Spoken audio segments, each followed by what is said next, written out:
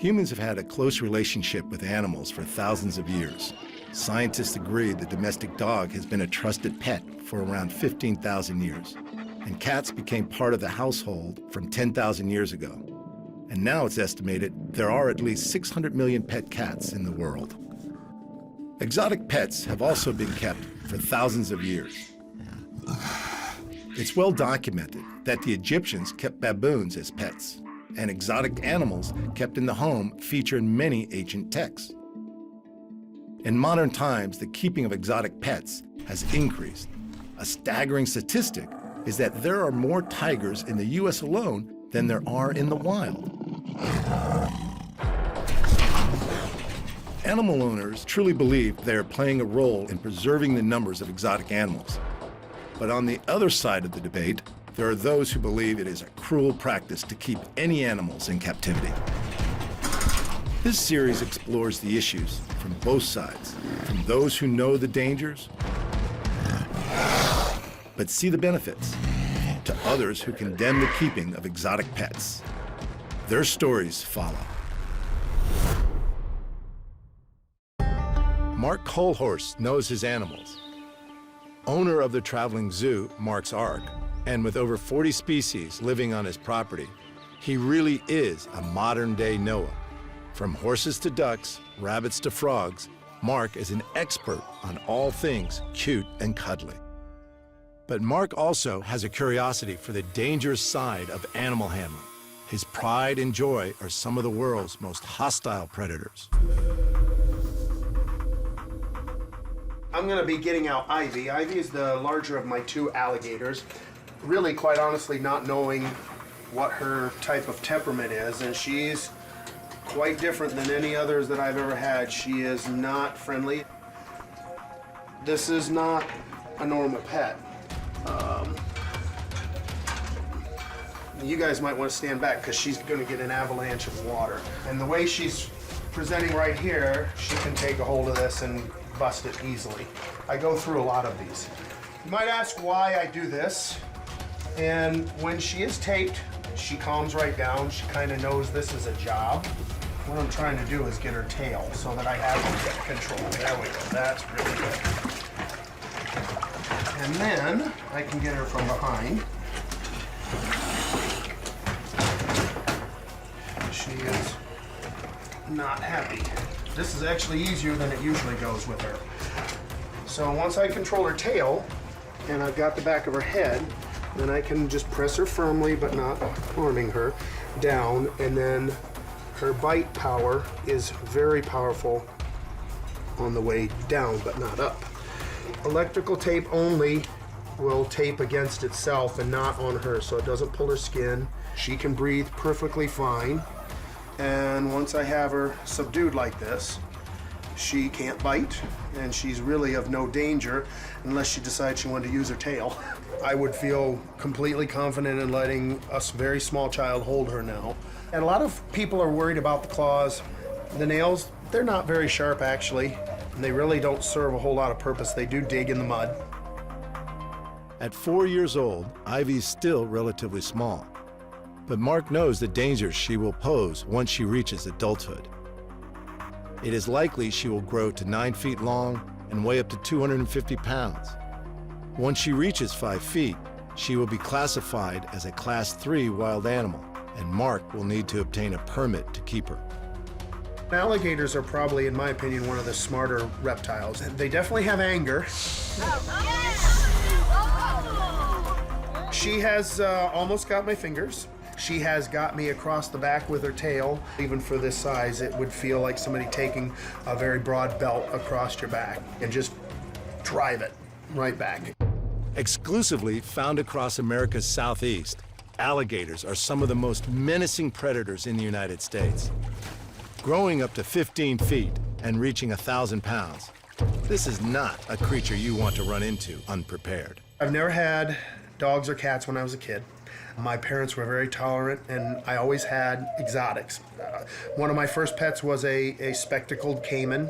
It was nasty, evil. I really liked it. My dad enjoyed it too. They're fascinating. They're smart, strong. This type of animal's been around longer than dinosaurs. It's a tricky thing to call this a pet. I've known people that have had 12-foot alligators literally in their basement in the large city of Fort Wayne near here with their toddler child that jumps on its back and played with it and pet it. And the animal had free reign of the basement and a pond, a pool. Now that's a bit extreme for me. That won't ever happen. My child never goes near this animal unless it's in my hands and it's secured. This animal can be dangerous. Encounters between humans and alligators are on the increase in the United States. Worldwide, it's estimated that 1,000 people die every year as a result of crocodilian attacks. I have seen her take raw chicken legs and take that bone and just crunch it in half. I've been bitten by another alligator before, and I thought I was going to lose my thumb. It was an alligator that was about a foot longer than this that I had. And I was in a hurry and a rush to go to a show, and even though he didn't have a temperament like this, he didn't like that hurried pace. He got a hold of my thumb, and the next thing I thought was, there goes my thumb. And he pressed down and bit down so hard it felt like, I can't imagine the pressure. I thought my thumb was gone. Alligators' teeth break off easily, and Mark's attack left him with a tooth lodged in his hand. They have the strongest bite pressure relative to size of any crocodilian, and Mark was lucky to escape further harm while at the mercy of this wild creature.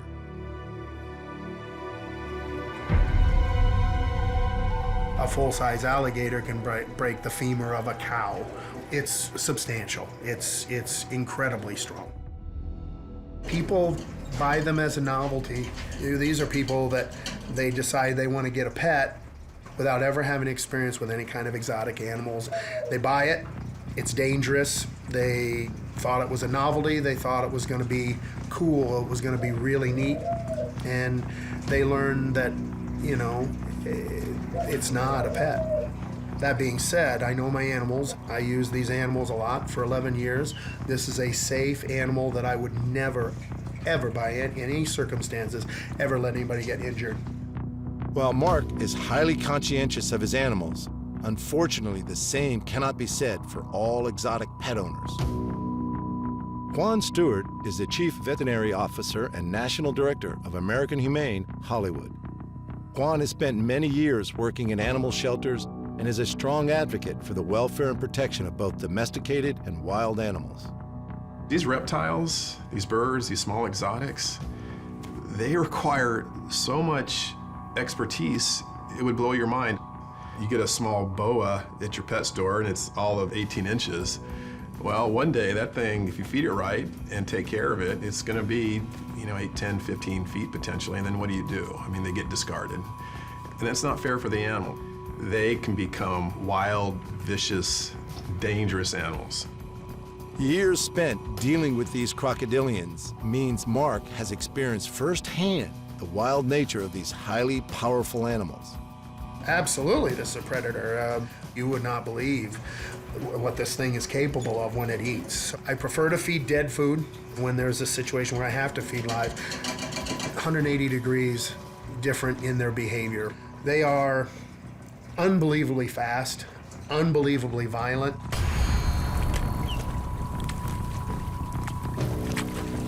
When you hear them, killing their prey, and you hear the bones crunch, there's no doubt about it.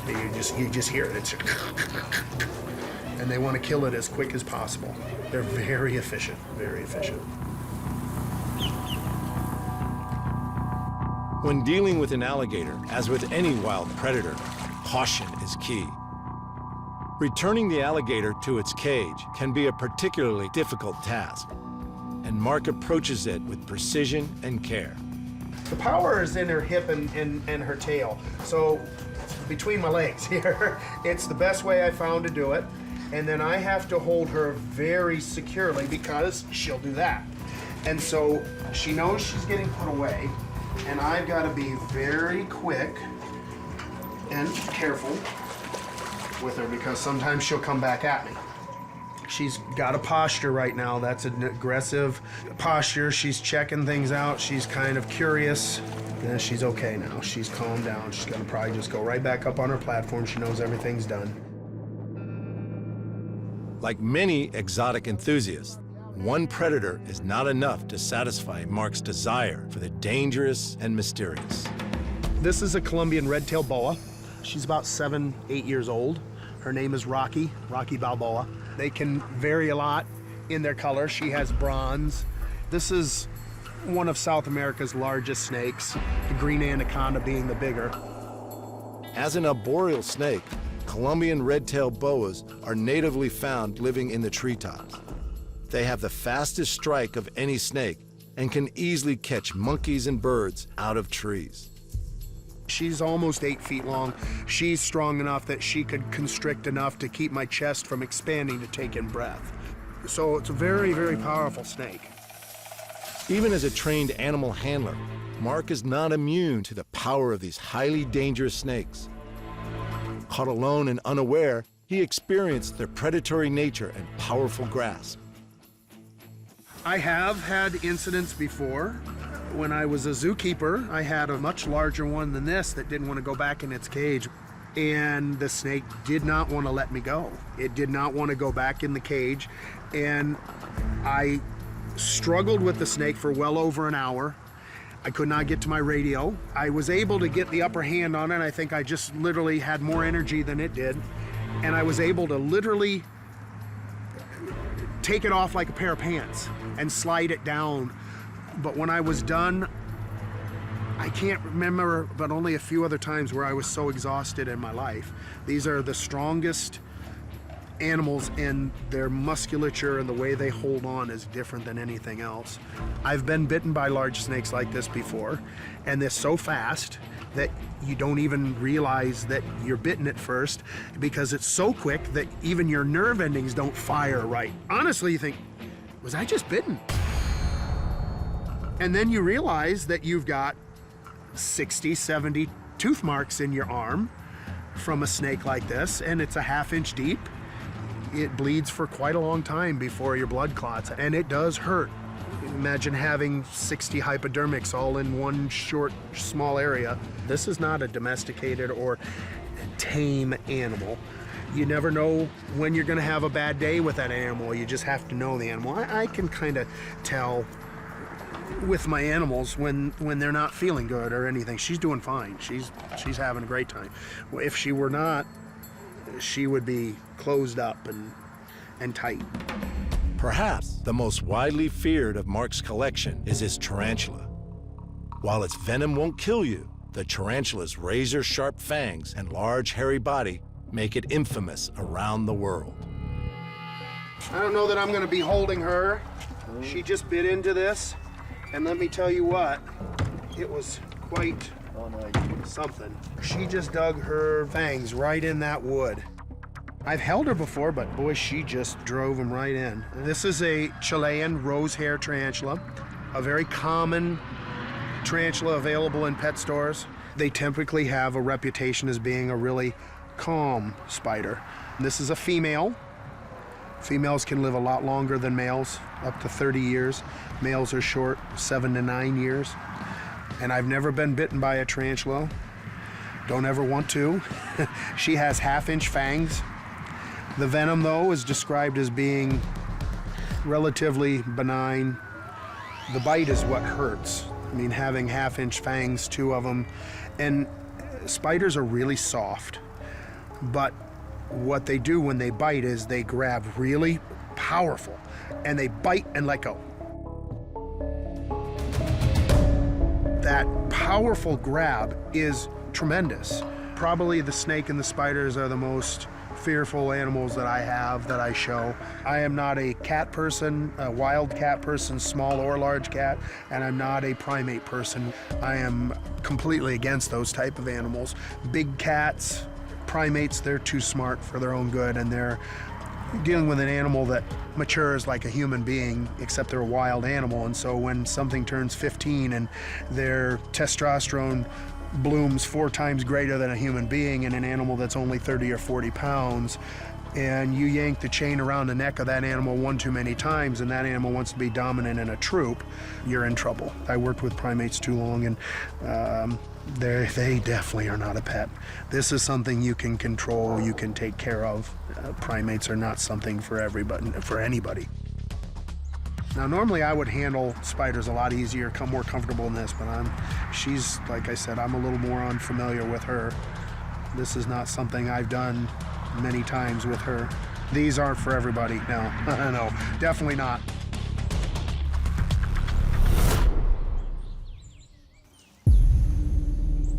I can go in the cage with all the animals out here. The question is, can I come back out of the cage?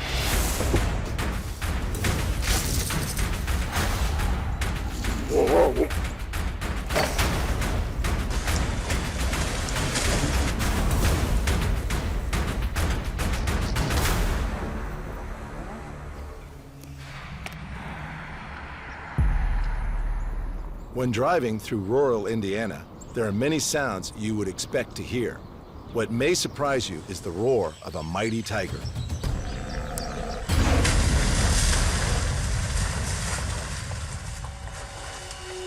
Opened in 1991 by Indiana local Joe Taft, the Exotic Feline Rescue Center is a refuge for the abandoned and the abused. Home to over 200 exotic cats across 9 different species. Joe's long-held interest in exotic cats began in his youth. I started with cats in the mid-60s. I bought an ocelot as a pet for absolutely no good reason. After the ocelot, I had a leopard that I lived with for 19 years, and I lived with her. I mean, she was a pet.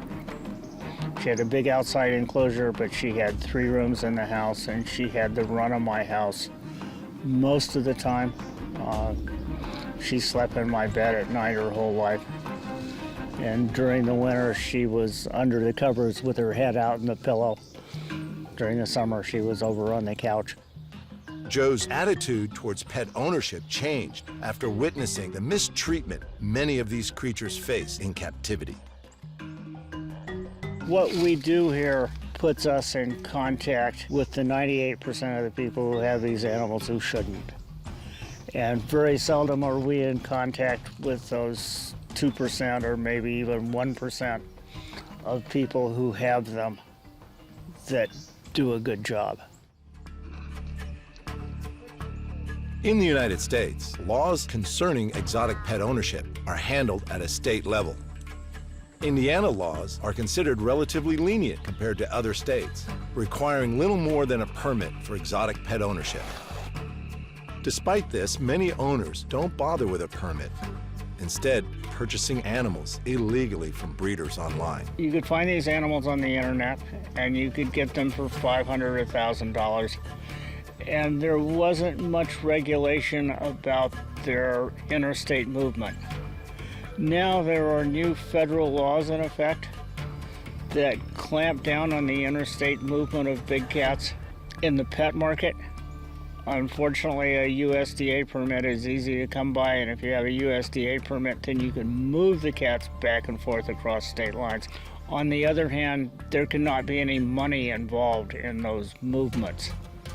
And frankly, you know that most of the exchanges involving these animals, there is money involved.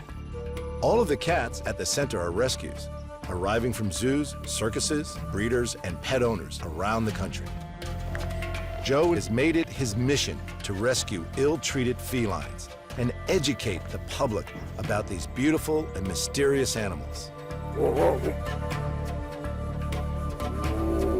A lot of these cats come here poorly nourished. You get an animal like this in a little cage and upset, and he snaps at something, they'll break their teeth off. So cats would come to us with big grooves cut in their teeth right at the base, and then it wouldn't take a lot of impact with something just to snap those teeth off. Although I've certainly seen upset tigers hit steel bars and teeth just break. Many of Joe's rescues arrive in cages not suitable for their size. With over 25 years on the job, Joe has seen firsthand how mistreatment can have long-term physical and psychological effects on these majestic creatures. These were circus lions. When the guy that owned these retired from the circus, he wheeled 9 big cats into his barn in circus wheel cages, and that's where they spent the next 10 years. 6 years into that, he bought another tiger and put her in a 5x7 cage, and she lived in that for 4 years in that barn. Finally, the USDA decided that it was time to quit patting this guy in the head, and they called me one morning and said, "We have 10 big cats up here. We want you to take 8 of them and crate the other 2 for another facility." We did it the next day in a blizzard, 2.5 feet of snow. These guys could barely walk when they got here. They were here for a month before they first tried to run, and then they just fell over. The guy that had these lions certainly didn't give a damn about them. But they're doing much better now. It's no fault of Joe's that some of his animals arrive displaying the physical scars of previous neglect. Zozo. She walks in a circle because for 4 years she was in a cage that was 5 foot by 7 foot. And she didn't have the ability to walk anywhere else. Years of mistreatment can also have significant behavioral effects on the predator, with many of the felines arriving depressed, anxious, and overly aggressive. I don't do things that would make me afraid.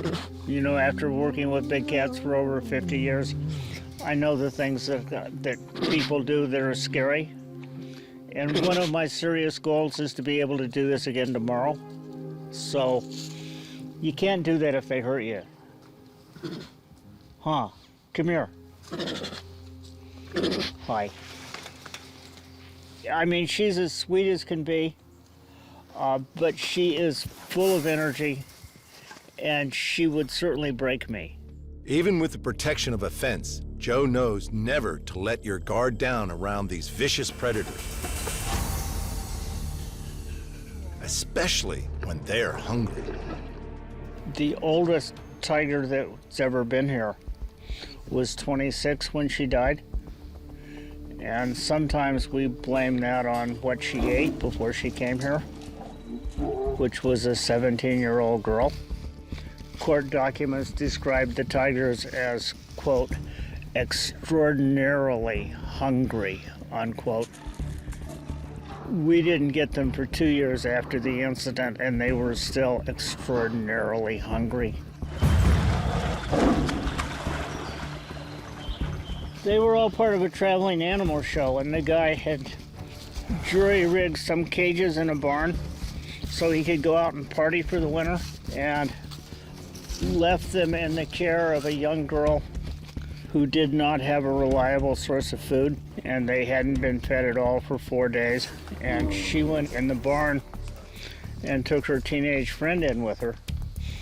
But the court transcripts say that the keeper girl, who didn't have the experience to be a keeper to begin with, went up to the cage where these hungry tigers were with a hose to give them water, turned her back to talk to her friend, and you saw what happened when I turned my back on. Only these guys were hungry.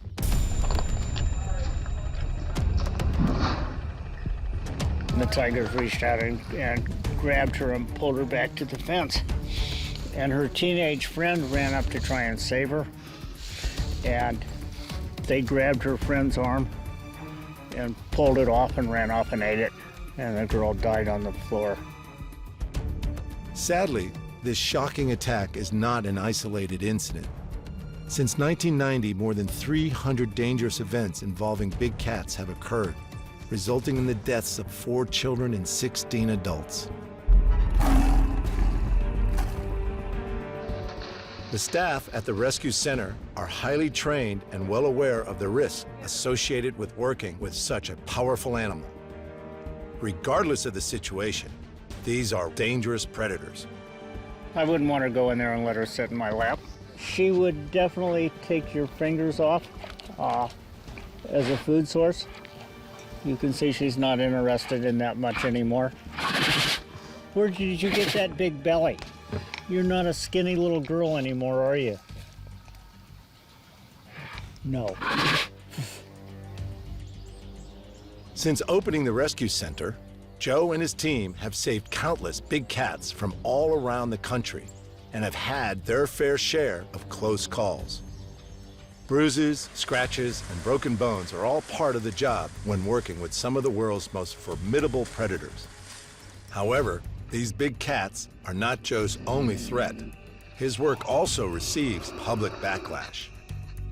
This tiger is one of 4 tigers that we took out of downtown Gary, Indiana.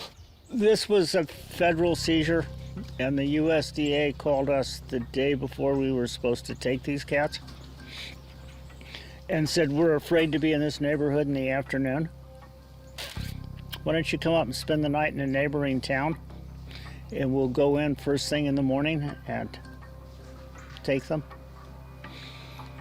Well, the state police showed up at 8 o'clock in the morning, and they put yellow crime scene tape around the place.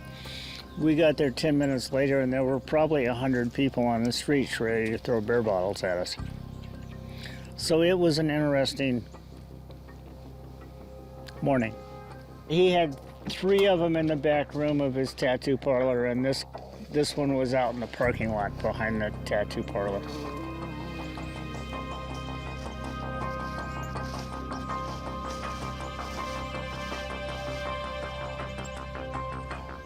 Look at his claws now. See those claws? Children. These guys came here when they were 6 months old. The U.S. Fish and Wildlife Service asked us to go to New York and take a leopard, which we did. And as we took the leopard, they told the guy, we're not going to prosecute on this, don't do it again. He must have been on the phone buying these leopards before we got all the way out of his driveway. And 6 months later, after his wife escaped from being chained and beaten in the basement stairs, she went to the police, and the police came back and found 2 leopards and 4 kids. So we went out and got these 2 leopards. But for Joe and his team, the risks are worth it. To see these magnificent, powerful creatures given a second chance at life. This tiger came from Branson, Missouri, where he was in a magic theater, where they cleaned his cage every day with bleach. Didn't particularly bother to rinse the bleach off.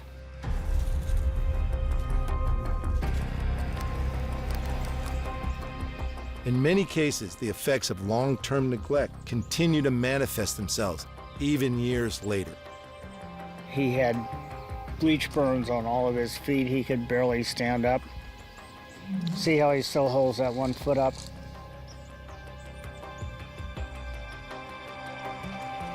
Sebastian the tiger also arrived in a poor condition.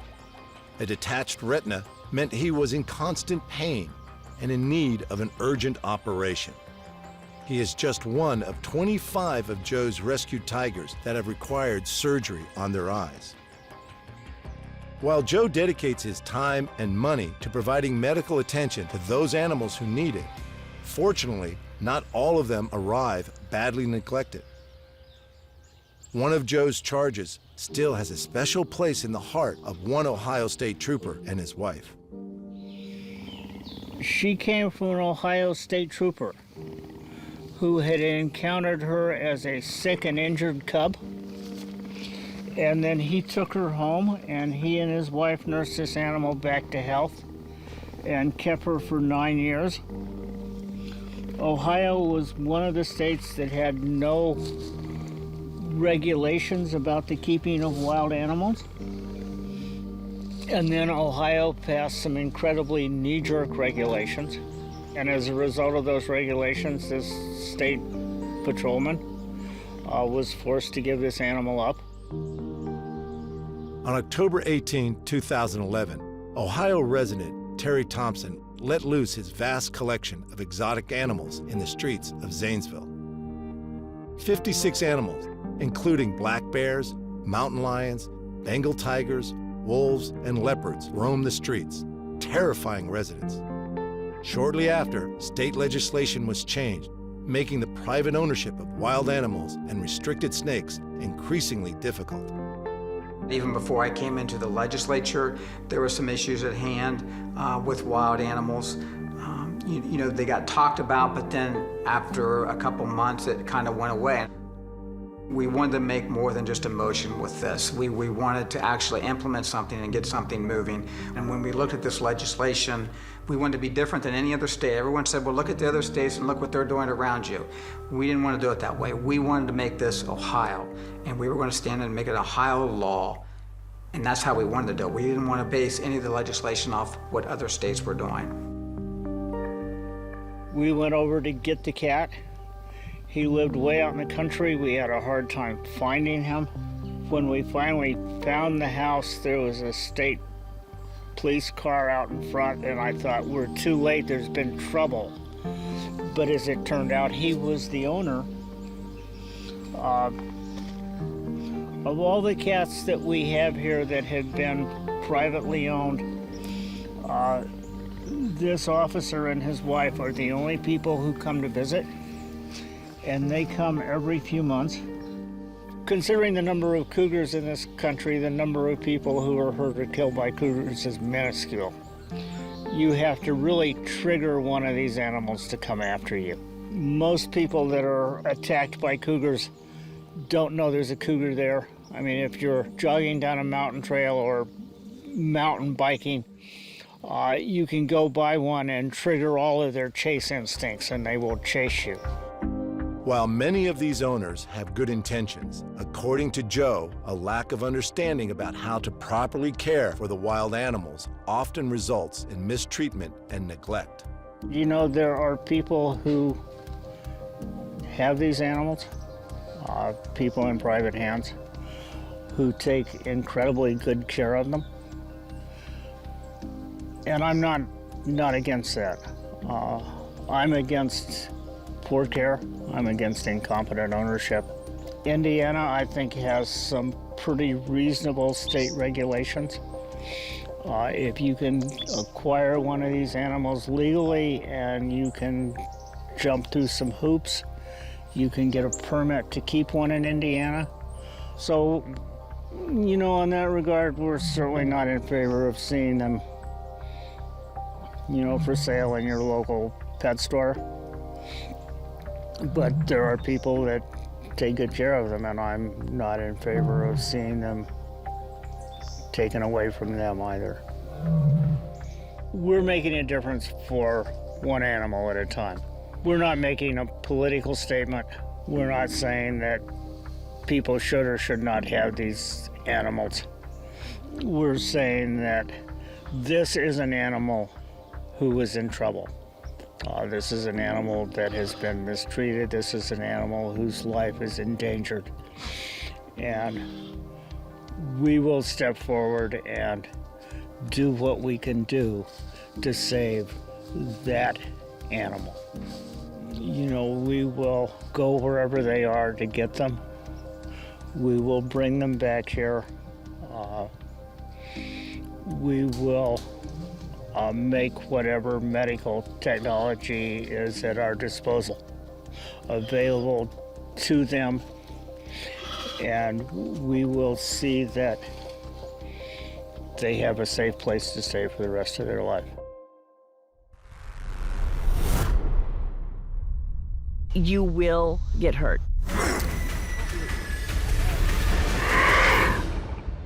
Are they gonna kill you? No, they're not gonna kill you, but they're gonna hurt you. They will scratch you up pretty bad. Val Mahler is crazy about bobcats. Since opening the National Bobcat Rescue and Research Center in 2008, her life has been devoted to protecting and studying the often misunderstood predator. I've worked in the animal business my entire life. I've been a wildlife biologist, moved out here to do something completely different and fell into bobcats because that was what was booming at the time that there was no one else out here. I have not met a more intelligent, compassionate, emotional animal in my entire life. Bobcats, in comparison to their body size, have the largest brain of any of the felines. It doesn't matter if it's wild or if it's one that's been raised in captivity. They all have this deep emotional bond with each other or with their human people. If they're a pet, they develop a deep emotional bond. Val's bobcats have developed this bond and show their affection by rubbing their glands on her and marking their scent. Oh, you're gonna squish me. You're gonna squish me. Headbutting and mouth-to-mouth contact are also believed to be the ultimate displays of affection. You're fat. You're fat boy. No. Normally the difference in the marking and the affection, she will rub her head up against like this. This is more of affection, and then she'll lick my nose a lot and hold it with her teeth. Oh, no. Oh, no. That's Dalton. That's Dalton, isn't it? Oh, I know. Oh, I know. I know. Despite their friendly appearance, Val knows that the best place for these predators is out in the wild. Bobcats really do need to live in the wild. The reality is a bobcat is a wild cat, F0, they are wild. And so to put a wild animal, even if it's affectionate, even if it loves you as a cub, to put it into a pet environment is really just, it's just not, I don't know, but it's not realistic. They are going to tear your house up. They can't be a house pet. If you are going to keep them as a pet, which we never condone, they need to be kept in large cages. You need to have the funding to be able to feed them every day. They're an obligate carnivore. They have to be fed meat. If you go to the grocery store and buy food, you have to use supplements to supplement that so it gives them the appropriate minerals and vitamins. So understanding what kind of animal they are, what the responsibility is to them as an emotional animal that you cannot just leave. You can't go on a vacation and leave them behind. Val's bobcats remain highly territorial, and their unpredictable and ultimately wild nature make even the calmest of bobcats a dangerous choice of pet.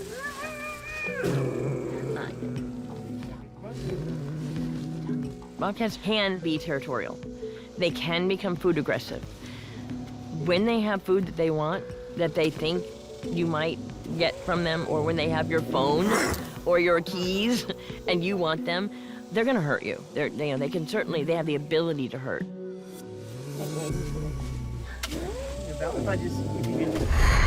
Oh, I'm so sorry.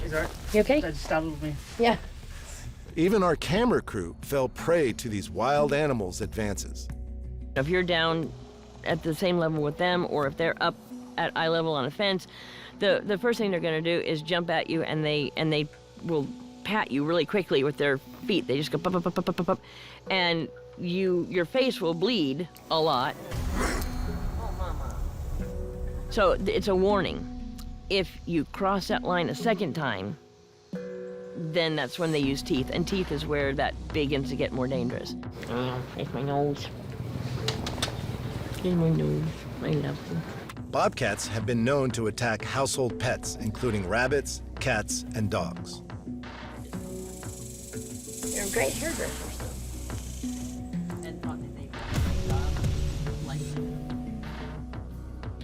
Even animal lover Val, who has around 50 animals living in her house, won't let the cats roam freely. I would absolutely not keep a bobcat running around my house. To me, that would be insane. I have over 70 on the property. I have my choice of every personality and every, the extremes, one end to the other, from the sweetest to the craziest. And there's not one on this property that I would comfortably put into my house. Bobcats are nocturnal and primarily hunt under the cover of night. With a diet consisting of small and medium-sized mammals, this fierce predator will first stalk its prey before striking with razor-sharp precision. cutting the spinal cord of its unsuspecting victim.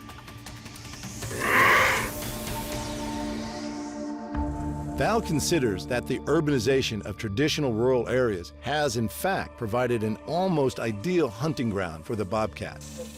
The planting of domestic shrubs, trees, and lawns has increased rabbit, bird, mice, and squirrel populations, all of which are the perfect bobcat prey.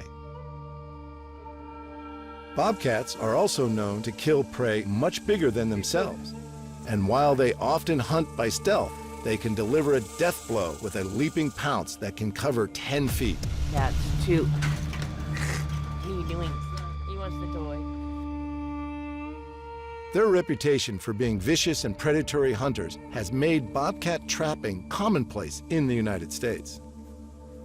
As we know, their environment is dwindling. They're preyed upon, they're killed. So it's not the most friendly place for them outside of the borders or the safe walls of private ownership or animal company ownership. Bobcats are common throughout North America and are found in a range of diverse habitats. They adapt well to many different living conditions and can be found in forests, swamps, and deserts. In the last 10 years, their urban population has also increased significantly. When we talk about an urban bobcat, we're talking about an animal that has adapted to live in the urban environment. There are 12 and questionably 13 subspecies of bobcats. The science is still outstanding on it. The smallest of the subspecies are down here south in Texas along the southern borders and in Mexico. And as you go north, they get larger. We have been doing the science on bobcats here for 20 years. We have learned more about them in the past 20 years, probably than anybody has ever known about them. A lot of interesting things going on, particularly, again, with the urban bobcats, because they're almost a new species. They're a completely different animal than the rural bobcats. I can't stand it. They smell like other cats. I know. It's a matriarchal society in the urban environment. The girls are in charge. The boys generally are really submissive to them. When you see two bobcats fighting, it's largely the females. Bobcats live a solitary lifestyle, only interacting with others of their kind during breeding season each winter. They are territorial, and run-ins at the wrong time of year are often violent.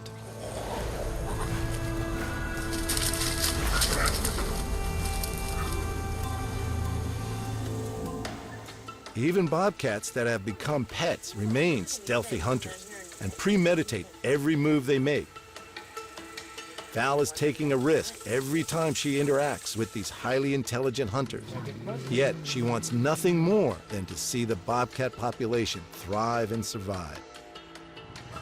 Yes, there are lots of bobcats in America today. There are. And in 20 years, I think there's every likelihood that we could lose all of them due to inbreeding and genetic issues and disease, and it could take out both the urban and the rural cats. So I think that our work here is important, understanding them before this happens, and being ready for it when it does happen is going to be a very important part of what we do.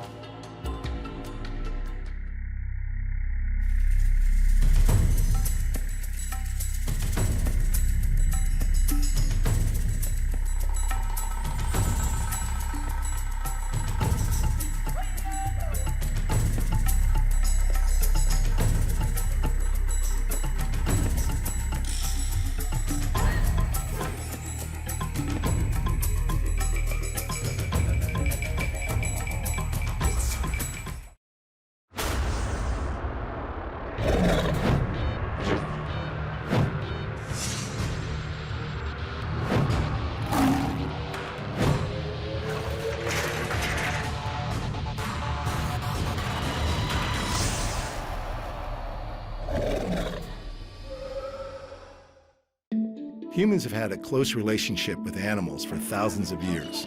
Scientists agree the domestic dog has been a trusted pet for around 15,000 years. And cats became part of the household from 10,000 years ago.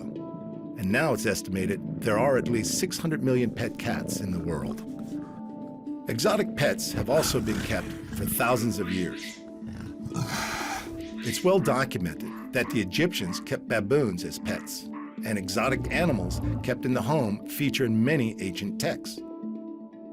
In modern times, the keeping of exotic pets has increased. A staggering statistic is that there are more tigers in the U.S. alone than there are in the wild. Animal owners truly believe they are playing a role in preserving the numbers of exotic animals. But on the other side of the debate, there are those who believe it is a cruel practice to keep any animals in captivity. This series explores the issues from both sides, from those who know the dangers, but see the benefits, to others who condemn the keeping of exotic pets. Their stories follow.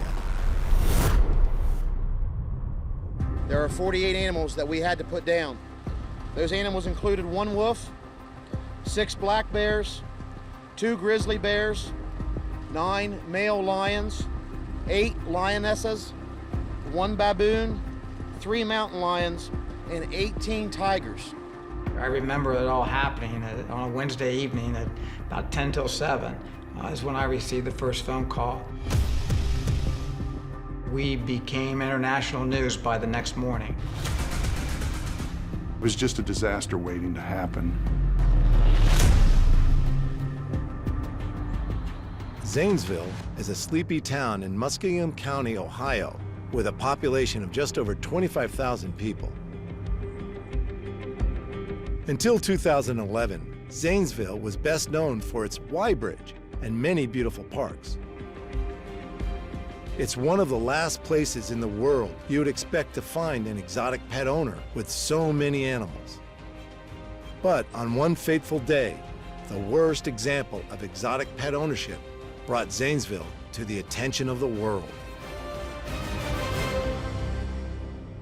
Zanesville is a very small, agricultural, very family-oriented community. Everybody knows everybody, and everybody knows what everybody's doing. It's a small town. One of these small-town residents was lifelong inhabitant Tery Thompson, a decorated Vietnam War veteran whose main role had been as a machine gunner on a Huey helicopter.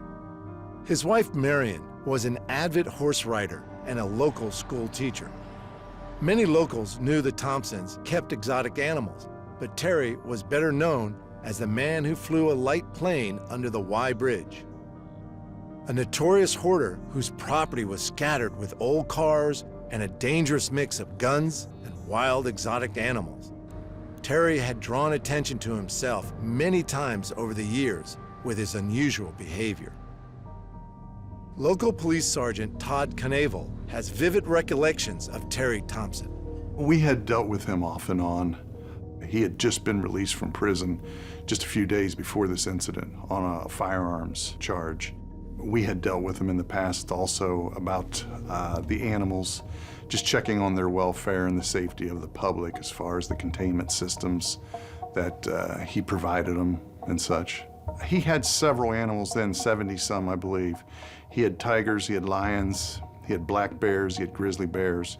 He had different apes. One time he had camels, numerous horses. There was just animals everywhere. In the garage, there was a couple of tiger cages. There was a bedroom where a mountain lion, I think, lived.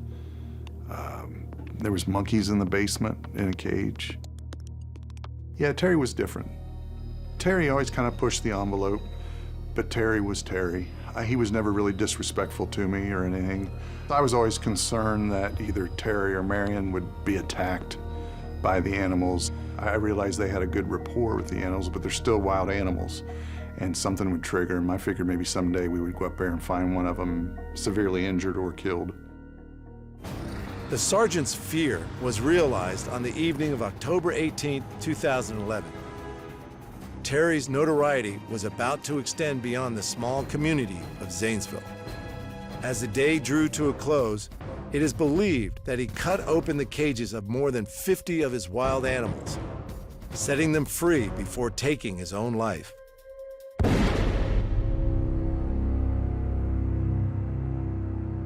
Senator Troy Balderson was born and bred in Zanesville and had been a member of the Ohio House of Representatives since 2009. This incident was a trigger for him to amend the legislation surrounding exotic pet ownership in Ohio. About a mile down the road that evening, there was a tournament soccer game going on. There could have been a lot of tragedy, and there wasn't. For the most part, no one was injured. That was one of the biggest accomplishments that I feel that came out of the situation. The next thing I saw was this black figure. It turned out it was a bear. Sam Kopchak is a retired school teacher and lived next door to Tery. That evening, he was out in his own yard attending his own horse, Red, when he saw Tery's horses acting strangely. I saw the horses that were over there. There's probably about 60 horses I estimate that they had. They were going around in a circle. And I said, well, they're not supposed to do that. Something's going on, you know. Then Sam saw something even more out of the ordinary. I actually got Red up there by the corner. We walked down through here, and I just felt like something was looking at me, and I kind of turned to the left, and big male African lion, he came down. This is about the spot he was sitting. He just sat down right there, and just kind of, you know, like that. And I just kept on going, and I never looked back till I got down to the white fence with my barn. And then after I was down by my barn, he was pacing back and forth on the fence. As you can see, this is like a 7-strand ball, not a barbed wire, just a smooth wire. And if he wanted to leap over that, he was big enough that he could have leaped over that fence. What Sam soon realized was that the lion was just the beginning of what was about to unfold. So I actually saw like 6 animals. The original bear, and then the lion, the male lion, and the female lion, and another bear, and the wolf went by, and the tigers. Sheriff's office. Yeah, I think I just seen one. It looked like a jaguar or a wolf or something. It was everywhere. I received a call that some of the animals were out. We weren't sure to the extent of the situation, but I was requested to come to the scene. When we arrived, we were advised by one of the patrol sergeants that he had been up in the compound area looking for Tery or Marion and had seen a body laying out in a field. That was our first priority, determine who it was and if they were injured or deceased. We were first approached by, I believe it was 2 tigers come out of a barn towards us, and as they rushed the truck, we were forced to dispatch them. Then we arrived in the area of where the body was, and it was quite apparent whoever it was deceased. There was a white tiger chewing on him. About that time, we were advised that there was 2 cats ready to exit the compound area on the south side of the property, so we had to go over there and dispatch those animals. I didn't know how many were out, but once we got up there, I had made contact with the sheriff that appeared that everything had been turned loose. And I mean, there was bears, there was tigers, there was lions running everywhere. It was a huge concern because it was later in the evening. You know, if it got dark, the only thing securing that property is just a regular barbed wire fence like you would have for cattle or whatever. You know, these animals would have easily cleared that, and in a short time they'd have been in populated areas and injuring, you know, humans. There was some that had escaped the perimeter, but we had set up officers along the perimeter to contain that. I discussed with the sheriff what our situation was. There was no other option except to dispatch the animals. We started engaging the animals at different distances. Some were shot 30 to 50, 70 yards away. But then it came to where we had to go to the barn areas and that because they were in there. And yeah, we had one lioness come at us. We ended up having to shoot her, and she was stopped probably 3 feet from us when she finally went down. Most of us had AR-15 shooting the .223 round. I was concerned that maybe there wasn't enough power, but after we engaged a few animals and saw that, you know, the rifle was doing its job, then I felt a little better that, you know, we could be safe. It was a coordinated effort to try to keep everything safe and contained. Sam became an unwitting bystander to a grisly scene. I saw the deputies pull in, and my first thing was, well, there's going to take more than 2 deputies to take care of this, because if all those animals are out. And I saw a truck, and there was several, probably 4 deputies on the back with their guns, and they drove back there. And within a few minutes, I could hear shooting. It just sounded like a big fireworks display. It just kept on. It seemed like it went on forever. I saw them going across the field, just like hunters, you know, with a gap between them with their guns. 49 animals that they killed, and 1 missing, and 6 that were in the house. So it's 56 total animals that were there. It was quickly determined that it would have been impossible to control all these wild animals using tranquilizers. And the decision to use live ammunition undoubtedly saved human lives. To the best of my knowledge, there was 1 tiger left, and the veterinarian there, I think her name was Wolf, she went over and got a perfect shot with a tranquilizer, hitting perfectly where she wanted to. And she, I guess, made the determination how much to give him, you know, how big he was. And he was in the weeds and so forth, and he come immediately charging out of there. And if the deputies weren't there, he'd have probably got her. They had to shoot it. When it comes down to a situation like that, I realize you know, the animals have rights, but humans have more. And you couldn't justify risking human life for the animals. They had to be somewhat scared. They were out of their containment systems, running loose. You just didn't know how they were going to react. You could kind of surmise that he had let them go, but it wasn't until, you know, the investigation was completed later, we knew that's what had happened. You know, even if you'd found them in some of their containment systems, he cut the fences so that you couldn't recontain them. I'm glad it turned out that no one got hurt. To have that many animals loose, we were just very lucky that we caught it when we did. You're not ready for something like that. We had to deal with what we had to do, and that's why I think they've come out with legislation on this kind of practice. It's not feasible. Safety for the public or for the animals. Immediately following the incident, Ohio ultimately banned the ownership of exotic animals and their transportation across state lines. We don't want to see these animals lose their lives over something like this. They are wild. I mean, these animals are not domesticated. They are wild animals. That's what I kept trying to focus on. That's what I did focus on when we did this legislation. They're wild. We knew something needed to be done. The administration knew that something needed to be done, and we had to stand up and do the right thing for the state of Ohio. And that's what, you know, I had to make that decision also. Challenging as I knew it was going to be. I knew there was going to be a lot of negative feedback from taking on a piece of legislation like this. You know, before I started doing this legislation, I did travel the state of Ohio and going to sanctuaries that, you know, that's the challenging part. There were people that had sanctuaries that were doing it respectfully. You wanted to look at both sides of it, but you also had to take the responsibility to make the right judgment, to set the mind of we weren't going to do this. We weren't going to allow you to have wild animals without certain restrictions that you had to abide by. We had a facility at the Department of Ag that was built out there that took in the people that could not find places for their wild animals. They could take them to the Department of Ag. We stored them there until we could find some place to go. There are good places out there with facilities that are capable of handling these animals, and you know, it's some place for these owners that can take their animals that they can still have a relationship with. They can still go visit, they can still go feed. I think that was important to a lot of them. So, you know, it's still there and always will be there, you know, in your mind about it. I'm just so thankful that nobody got hurt, and it's terrible that he had to die. It's a very sad thing. All those animals are buried back there along the road where they buried them. I mean, they dug a big, put them all in there. You see, they laid them out. So that was the bad picture on the internet that made people irate, because all those animals, when you saw that scene, and the sheriff was very upset. They don't know who took those pictures, and they put them out. But I mean, but they had to put them, lay them out so they would know they had them all. And the caretaker was the one, like I said, that was counting the heads and telling them, well, yeah, we do have them all or whatever with it. But that made it a terrible scene too, because you see all of them lying there, you know, like that.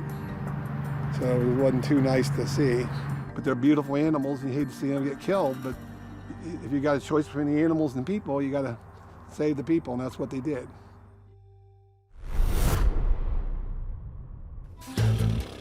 Exotic pets take all shapes and forms, and often the owners have an incredible and very special bond with their animals. And this is undeniably the case with Lisa. Oh, baby money. You see this little itty bitty baby. It's cute as can be. But that little itty bitty baby is gonna tear you apart. At no point should you ever feel complacent with a monkey you've never met before.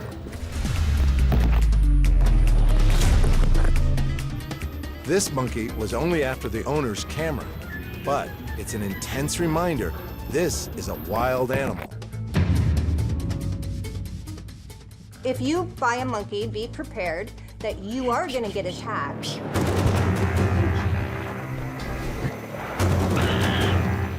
Lisa and Mugwai have been friends for 24 years, a commitment that's incredibly rewarding, but also very demanding. Unless you're an educated monkey owner, you're in for a disaster. Every single monkey bites, and it's gonna bite you, no matter what you do. So, you know, a monkey has to be tamed, and then it can be trained. So it's a process that you have to go through, and it takes a lot of taming to become a good monkey. When you have a good monkey, it's easy to make new friends. But if your monkey is a little wild, it may bite strangers.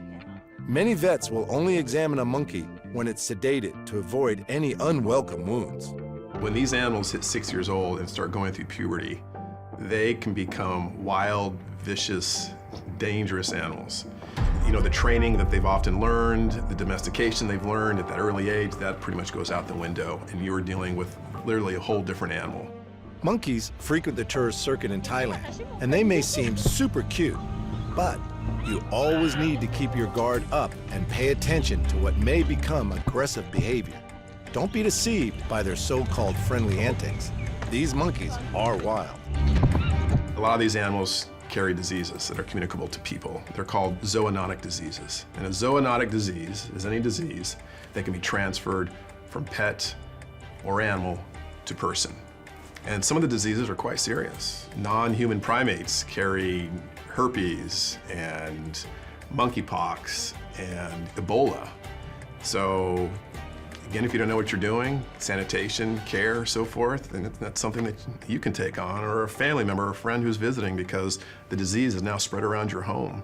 You have to step back and look at all that's involved, do your research and education, depending on the pet and what's involved. The take home here is never should it be taken lightly, owning an exotic pet, regardless of the size or the species. We still have monkeys in the United States that are carrying disease. Probably only a third out of the 40,000 monkeys out there and growing each and every day, they are not vaccinated.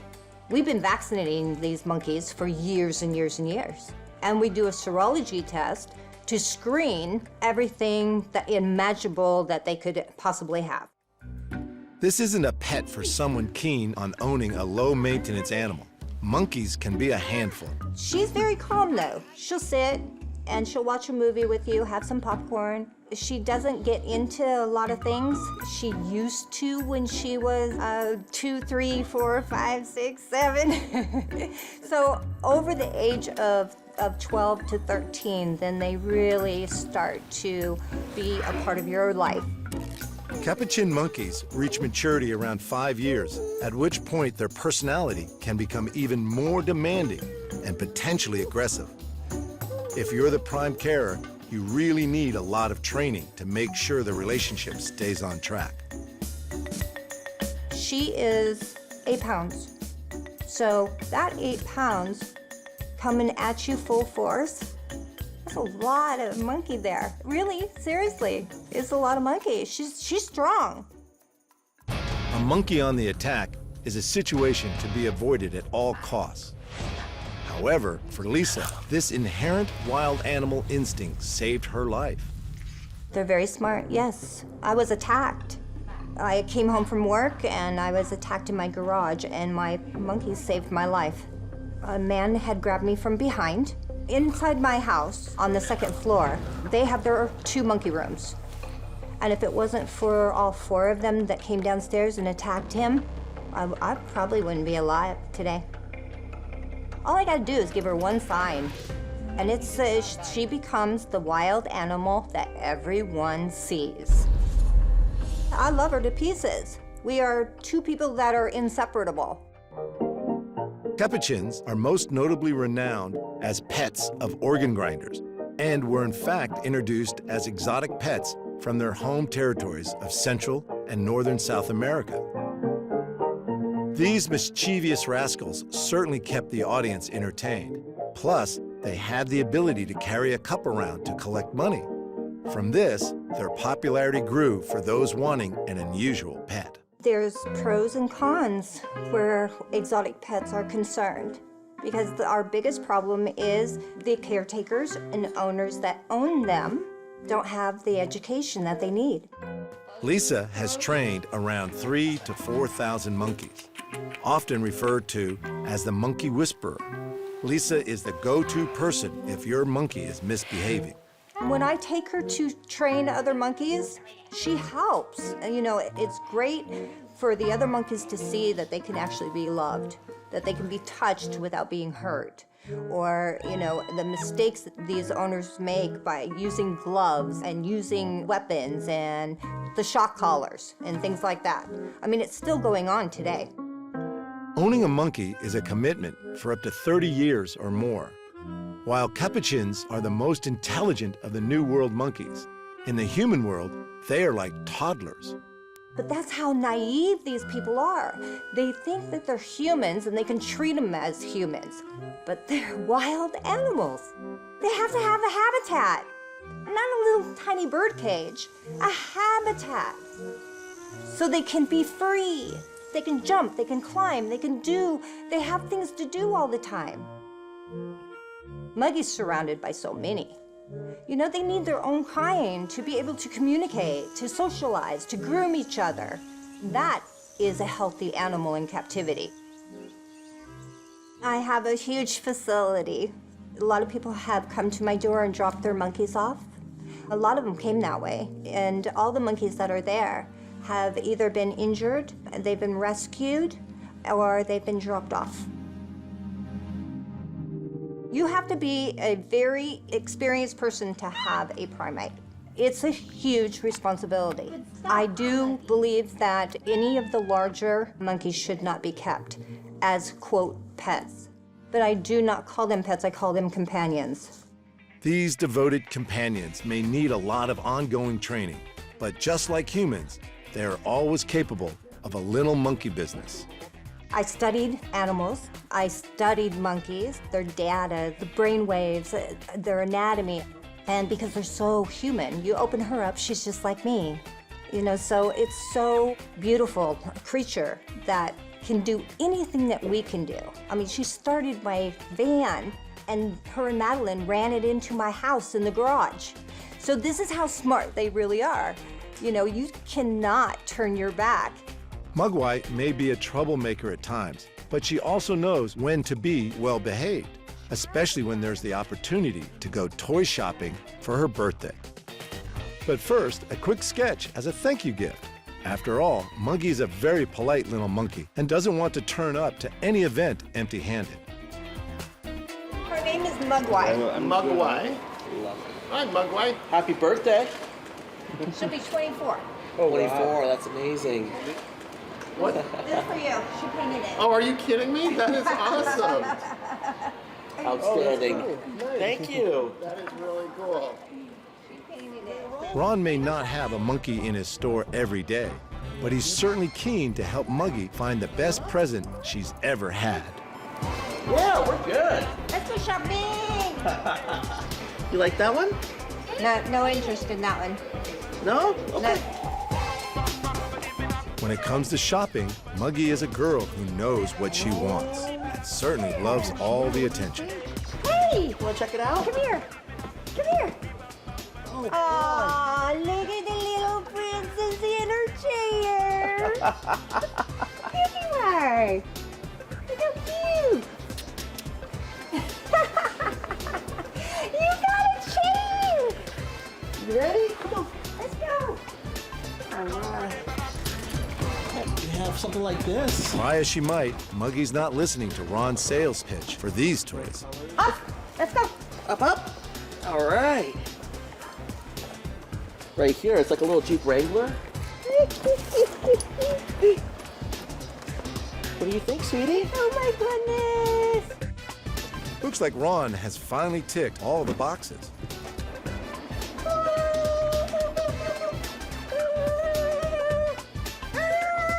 Back up. Ding, ding, ding, ding, ding, ding, ding, ding, ding, ding, ding. Ready?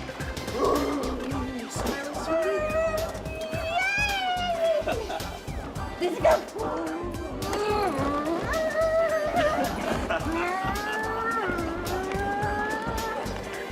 One, 2, 3.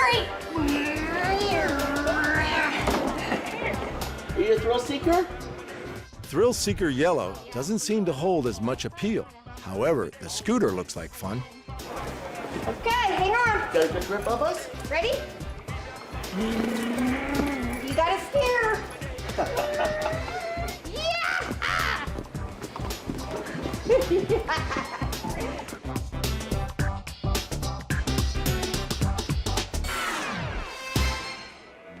After all that adventure, it's time for a quick pit stop.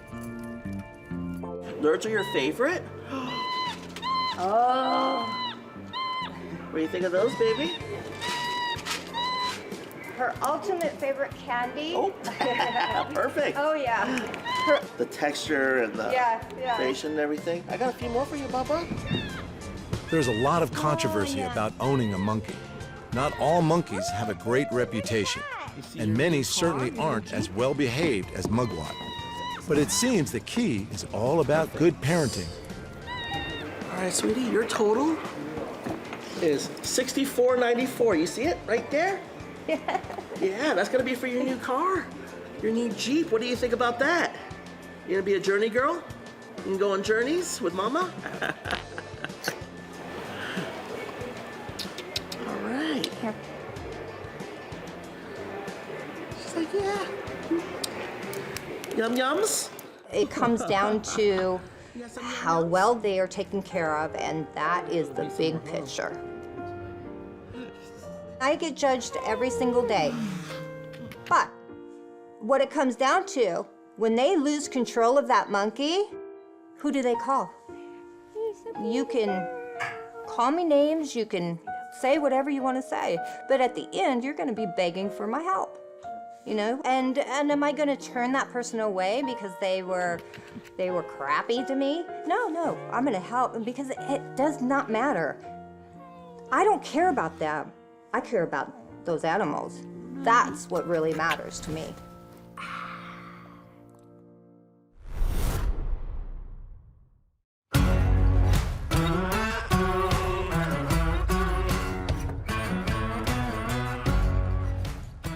The Greater Wynnewood Exotic Animal Park in Oklahoma hosts some of the country's most interesting big cats. And is home to star personality Joe Exotic. Originally, I was born in Kansas, grew up in Wyoming, moved to Texas, was there 16 years, and ended up here when my brother got killed in 1997. We built this facility as a memorial to him because his dream was to go to Africa. I've been doing this 32 years now. Started actually almost 16 years before I moved here. And that's what me and my brother had, was an exotic pet store. And that was where I got my first lion, 16 years before we started it. I have built myself my own prison, because you can't leave here. I went to Walmart 3 years ago, came back and one of my staff members lost an arm. What's your emergency? Hey, this is Bobby at the GW Zoo. I need a helicopter. I've got an employee that was attacked by a tiger, and he's hurt bad. Is it care flight, I guess? We have air back here. Okay. I will help them head that way, okay? Okay, thank you. You're welcome. That's something that I never, ever want to see again. So I've never left here since. It's a potentially fatal attraction, but Joe's captivation with predatory animals has persisted. Animals has always been a fascination to me. I picked up sick animals when I was little and pretended I was a vet and nursed them back to health, so it's just kind of something I've been born with. The showman side. You know, it's just because I say what most people are thinking, and they're too scared to say it, and I have fun. Anything I do, you can give me a bowl of Cheerios and a glass of milk, and I can motorboat around that bowl all day long. Entertaining, I love to entertain. 'Cause I saw Tiger. Joe's love of entertaining has led him to pursue many careers in the spotlight, which have seen him adopt the stage name of Joe Exotic. Most recently, he's combined his passion for exotic animals with his successful country music career. Singing is kind of an escape from reality to me, and I can write songs about how I feel, the way people act, misery, happiness, and that's just something that I use for an escape. I'm pumping iron. Sure, he's a little eccentric, but he does have ambition. In 2016, he ran for president against Donald Trump. I laid in bed one day during the presidential election, and, common people like you and I never get heard. That's a fact. You can vote all day long. You can send a letter. You'll never get a response, and if you do, it's a form letter. So I laid in bed one night, and I was like, how in the hell do I ever have a voice? Woke up the next morning, filled out my federal papers, signed up to run for president, and I learned more in 11 months of running for president of the United States than I did in 12 years of high school. So we gave him a run for the money. People are like, you lost. I didn't lose anything. 100 million people know who I am. I got my voice out there. I got my opinions out there. I think we won a lot. Give your money away. Joe's first love, however, has and always will be his animals. The first time I rescued a tiger, and I still have her. She's 27 years old. That was my first real connection. And when you help something, there's a much different connection there than if you buy something and try and make it a pet. Taking unwanted abused animals, I have a whole lot more sense of being able to work with them. I'm like their savior, and they know that. We are here to educate the world, entertain people, and take care of animals. I don't like the word sanctuary. We're a zoo. We're open to the public. We buy, sell, breed, take in unwanted animals. There's everything here. We have 450 plus animals. We have everything from Michael Jackson's alligators to Steve Martin's chimpanzees to just John Doe's tiger out of his backyard. We have a diverse family of animals of all kinds and people of all kinds. People ask me every day, well, how do you train these tigers? I don't train my tigers. I walk among my tigers. And if they want to be petted, we pet. If they want to be loved on, we love. If they're laying over in the shade or the sun, and they have their ears back and they just want to be left alone, they're left alone. The American Veterinary Medical Foundation states that once in captivity, no wild or exotic animal species should be re-released into the environment.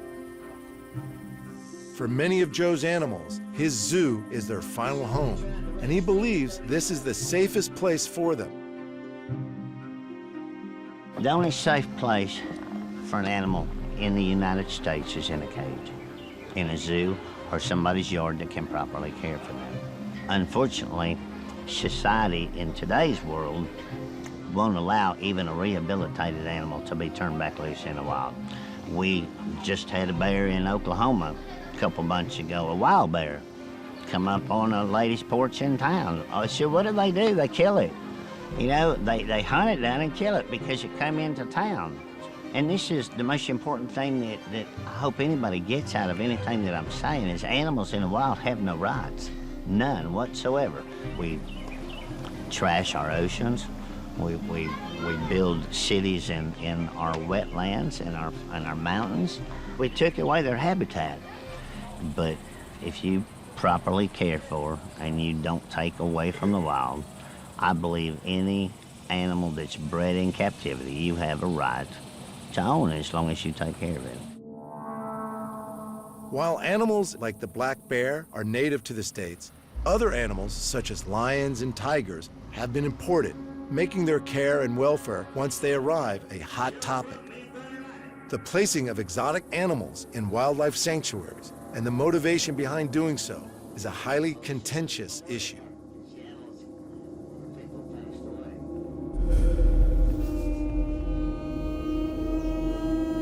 The federal government of the United States, and this is what we're working on right now, has tigers and lions on our Federal Endangered Species Act. Okay, our Endangered Species Act was designed in 1972 to protect native species of our lands. Tigers, lions, kinkajous, orangutans have no business on our endangered species list. Okay, but put them on our endangered species list, what that has done is, private citizens are not allowed to possess, own, breed, interstate commerce, which means sell across state lines, anything like that. 2 months ago, you saw online that there's too many tigers in America. A month later, we put them on the Federal Endangered Species list.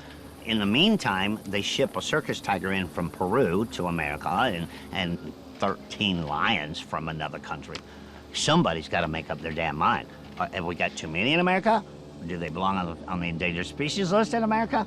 And why are we shipping them in? Because it makes good rescue stories. We rescued a tiger from Peru, and we need to raise $33,000 to care for this damn thing.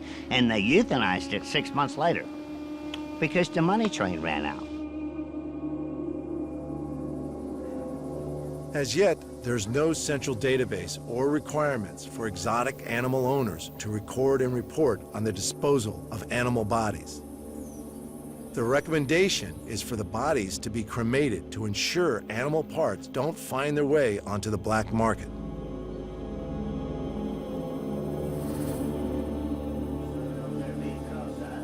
Between 2000 and 2004, more than $100 million was made from the sale of wild animal imports, making it a lucrative business.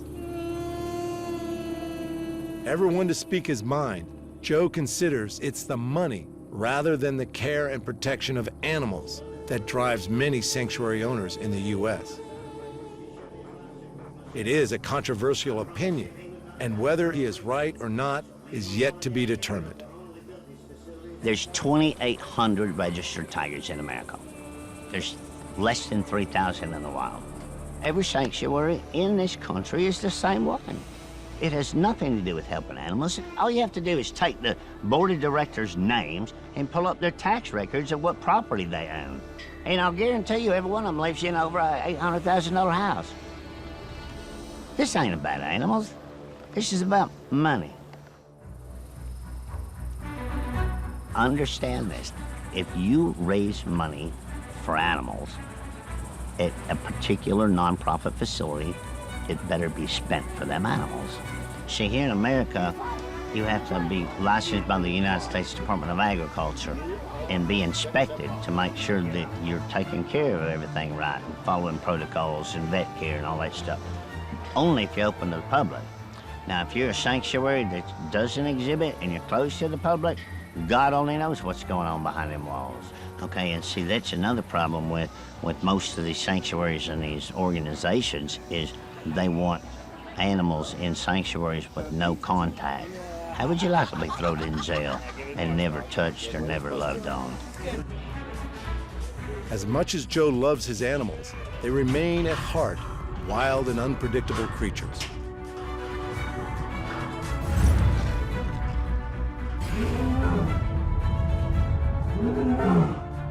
Some of Joe's most dangerous residents are his bears, and he knows all too well the potential risk of keeping these unpredictable animals in close proximity to humans.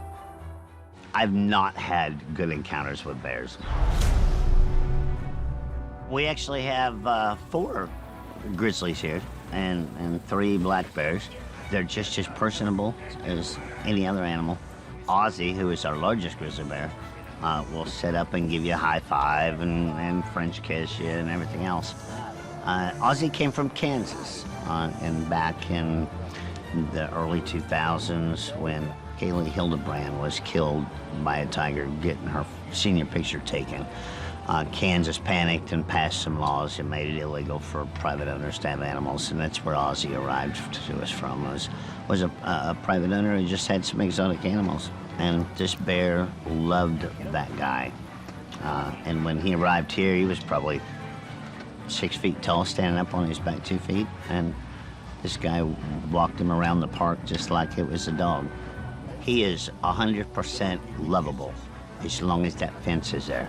That is as much his security blanket as it is for our safety.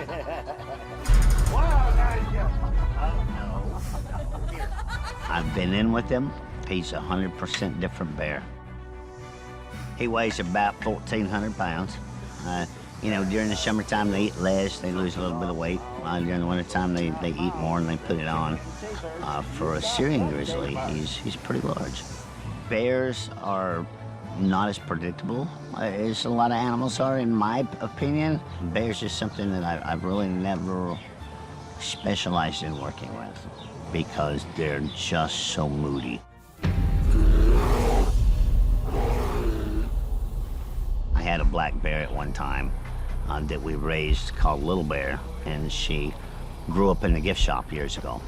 And she got out of her enclosure one day and went back to the gift shop and decided to wreak havoc in the gift shop because she was playing. You know, everything on the shelves had to come off the shelves. And I put a harness on her and went to walk her out. And bears are much different than tigers. When they lay their ears down and they do that, you're gonna get bit. Bears may be different to tigers, but that doesn't mean tigers pose any less of a threat to Joe and his team.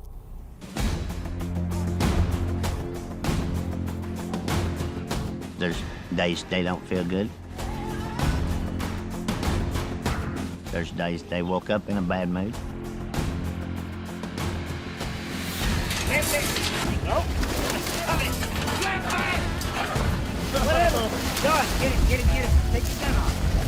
Like I said, I've built myself my own prison. If people think that you do this because you're getting rich, they really need to come work here. You can't leave. I wouldn't change it for the world. I have a goal in my life, and that is to be somebody and accomplish something. And that's the way I was raised, and that's what I'm gonna do. I saw my brother killed at the age of 32 years old. I buried my first husband here at the age of 32 years old, and I'm gonna leave this world leaving my mark.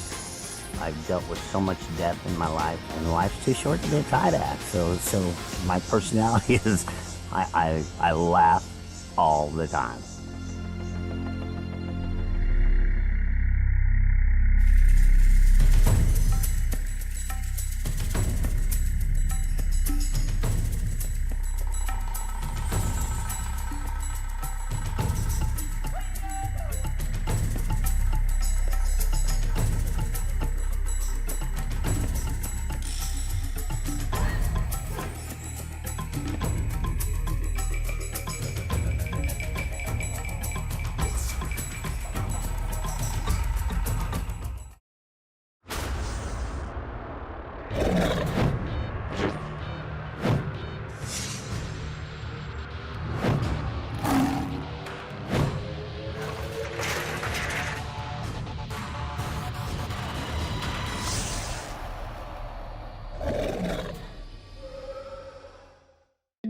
Humans have had a close relationship with animals for thousands of years.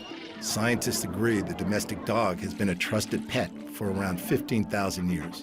And cats became part of the household from 10,000 years ago. And now it's estimated there are at least 600 million pet cats in the world.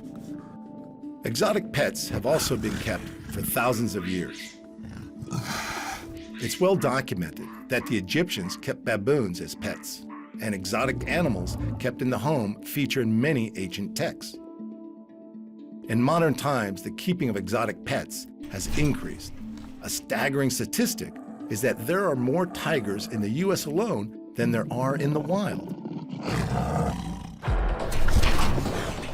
Animal owners truly believe they are playing a role in preserving the numbers of exotic animals. But on the other side of the debate, there are those who believe it is a cruel practice to keep any animals in captivity. This series explores the issues from both sides, from those who know the dangers, but see the benefits, to others who condemn the keeping of exotic pets. Their stories follow.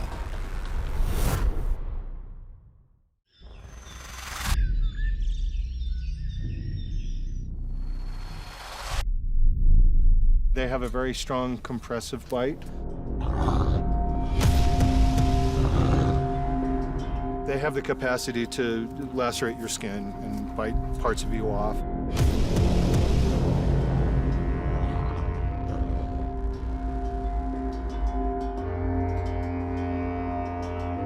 Wolves are natural predators, and working with them is not for the faint-hearted. Chris Edrington from Steve Martin's Working Wildlife trains wolves for film and television. We supply animals for the entertainment industry. I used to call it the film industry, but that's sort of antiquated. It's work in front of a camera where someone is paying us to film an animal that's part of content that somebody else is selling. I would say 90% of the work that I personally do is in front of a camera that way. Mark, stay. Stay. Good boy. Depending on the economy, sometimes 10% of the work or more will be event related. America's funny that people have disposable income and somebody occasionally wants a lion at their party or a wolf or a baby animal of some kind. These are gray or timber wolves, and name is interchangeable. They come in different colors, dark like these two, or gray like the other one who's wandering around. We have one that's sort of a lighter color too. These particular guys, their bloodline is from North America. Chris's most famous animal pupils starred in the iconic movie Dances with Wolves. The movie's wolf character, Two Socks, was actually played by two different wolves, Buck and Teddy, who looked so similar only their trainers could tell them apart. Those wolves lived here. The owner actually had to double the actor Kevin Costner for a couple scenes where they interacted. This group of wolves here, we've done True Blood, Vampire Diaries, Teen Wolf. We did 3 seasons of Game of Thrones, and then a bunch of other movies. Chris has worked with a variety of dangerous animals, and while he makes them seem quite safe and friendly, wolves remain wild predators. I've enjoyed everything I work with. I work a little bit with our tiger. It's a solitary animal and I like it, but I like these guys a lot. They give you love. All animals show some emotion, but wolves show love more than any other animal. You'd have to be devoid of a consciousness not to see that and see how they show that to you. It's quite wonderful. Hello, my love. Come on. Come here. Training wolves is about making the animals familiar with the human world rather than teaching them clever tricks. Quite frankly, as an animal trainer, I find I don't spend so much time training an animal, but habituating it to the odd things that occur in society. And on a movie set, we have booms and flags and all sorts of things that aren't natural, so we have to get our animals used to that. We have to get them used to loading in a truck or a trailer or whatever cage if we have to go on an airplane. And we try to make that so it's normal and not stressful. Going into a pen with wolves is dangerous, and no matter how close an owner is to their animals, there will always be a risk.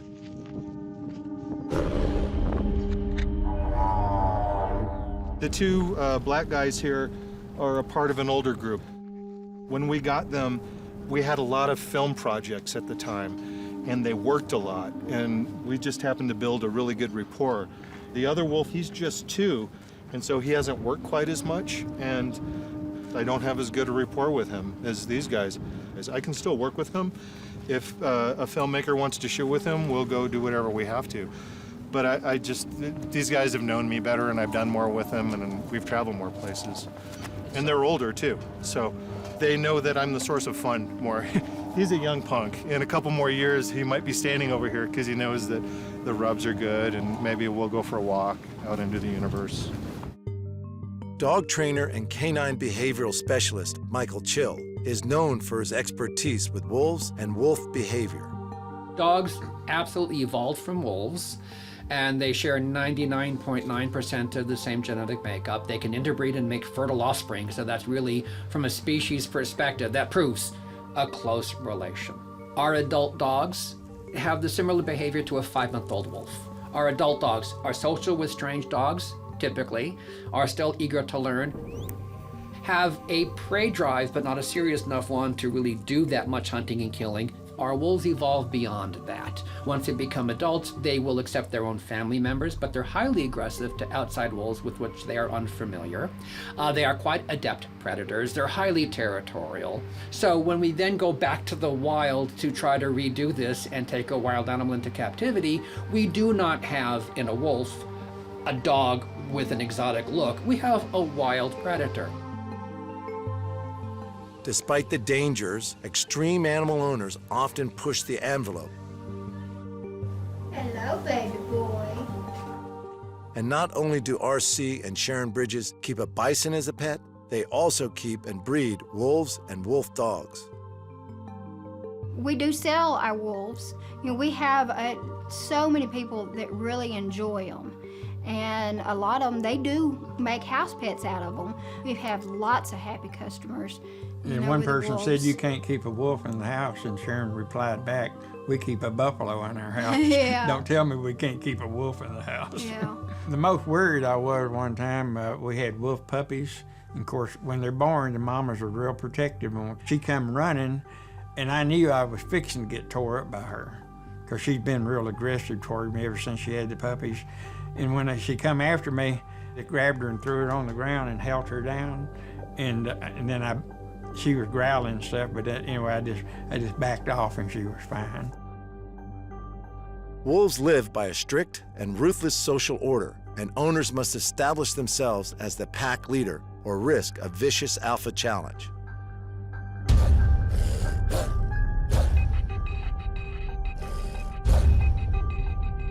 R.C., of course, as the dominant male of the family, he takes charge, and whenever he feels like he's comfortable with me jumping in, because he won't let me jump in and do anything without his okay first. The way we do them, we keep 2 to 3 in a pen, and we never have any problem with them.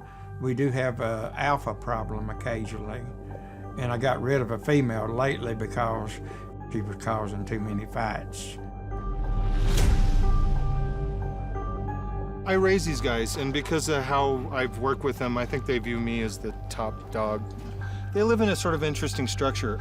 Biologists tell us that an alpha male and an alpha female will form. And basically what that means is the dominant pair will be the only one that will be allowed to breed.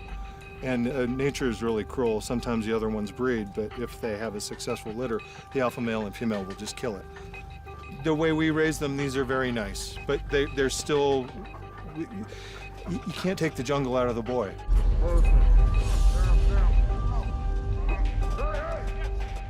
Nature designs them to be a certain way, and they're wild animals. Therein lies the difference between a domestic dog and this wolf. Even though this guy is just rolling on his back and I'm rubbing his belly, he's still a dangerous animal. With a bite that can break bones, wolves may look just like exotic dogs, but can they make good pets? I work with them all the time. I see them every day. No, they're horrible pets. I would never bring one to my house because I know they would be enthralled by my leather couch and they would perforate it with holes. They would rip up my carpet. They would tear down my blinds. I have faith that they would do that. I might be able to get them not to do that when I'm there, but if I walk away, I have faith that they will completely destroy everything when I'm not there. Conversely, when I've had domestic dogs, I train them so that I could trust them. We've basically trained our wild animals not only to behave, but just to be able to convey safely around society. But yeah, no, the wild animals I work with, I would never recommend as having as a pet. Well, personally, for me and RC both, for us, I think it's great. But with these kind of animals, it's not meant for just anybody to pick up and say, okay, I want to make them a pet. You have to be really dominant. You have to be their leader. If you're not going to be top charge, then no, then they're not going to be safe for a pet. In spite of the danger, many, including RC and Sharon, still believe that a 100-pound predator can make a good house pet. We bring all the wolves in the house. You know, we play with them, take pictures with them. Certain ones we'll let the grandkids play with. There's some of them that we won't let the grandkids play with. Ours make a good pet. It just like all animals, depending on how they're raised from the beginning, really, is what makes good pets. When I got in the wolf business, I thought I had a mean animal coming to me. And it wound up being the sweetest animal I've ever been around. And we always hear the stories about the big bad wolf. They're just unbelievably a gentle animal. I do think they're dangerous when you let them run in a pack.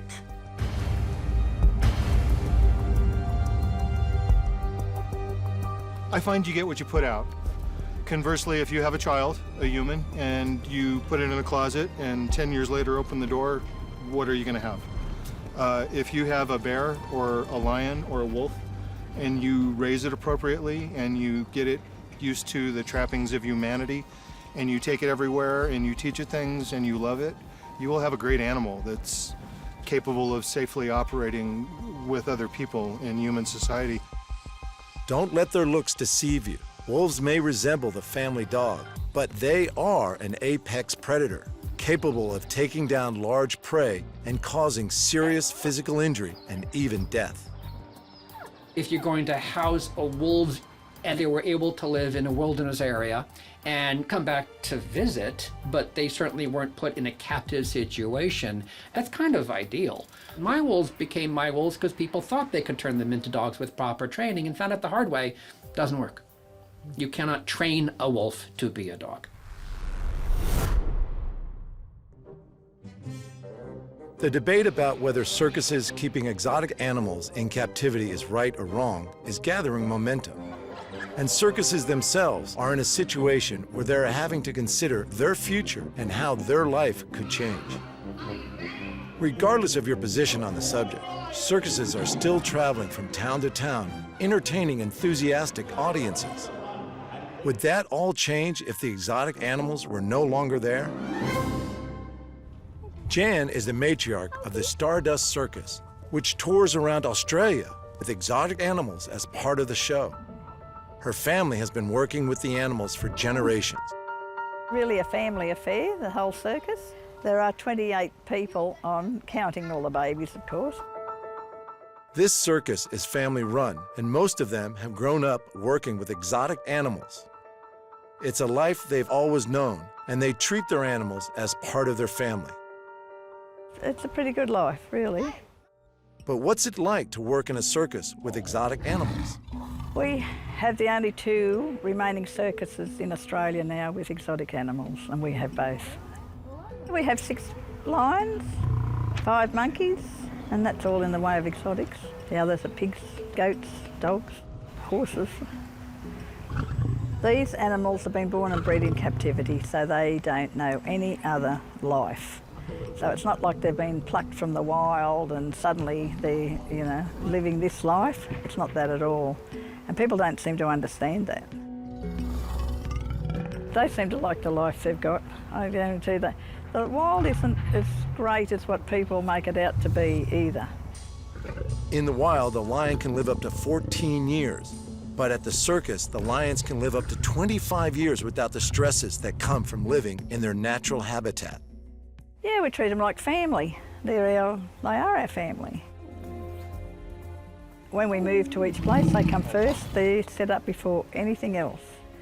So to make sure they've got all their comforts of home, and even to the point if it's a hot day, the lions have their air conditioners turned on, and if not, they lay out in their yard and snooze all day, and they have a bit of a life of luxury here. They don't do any hard work of any sort.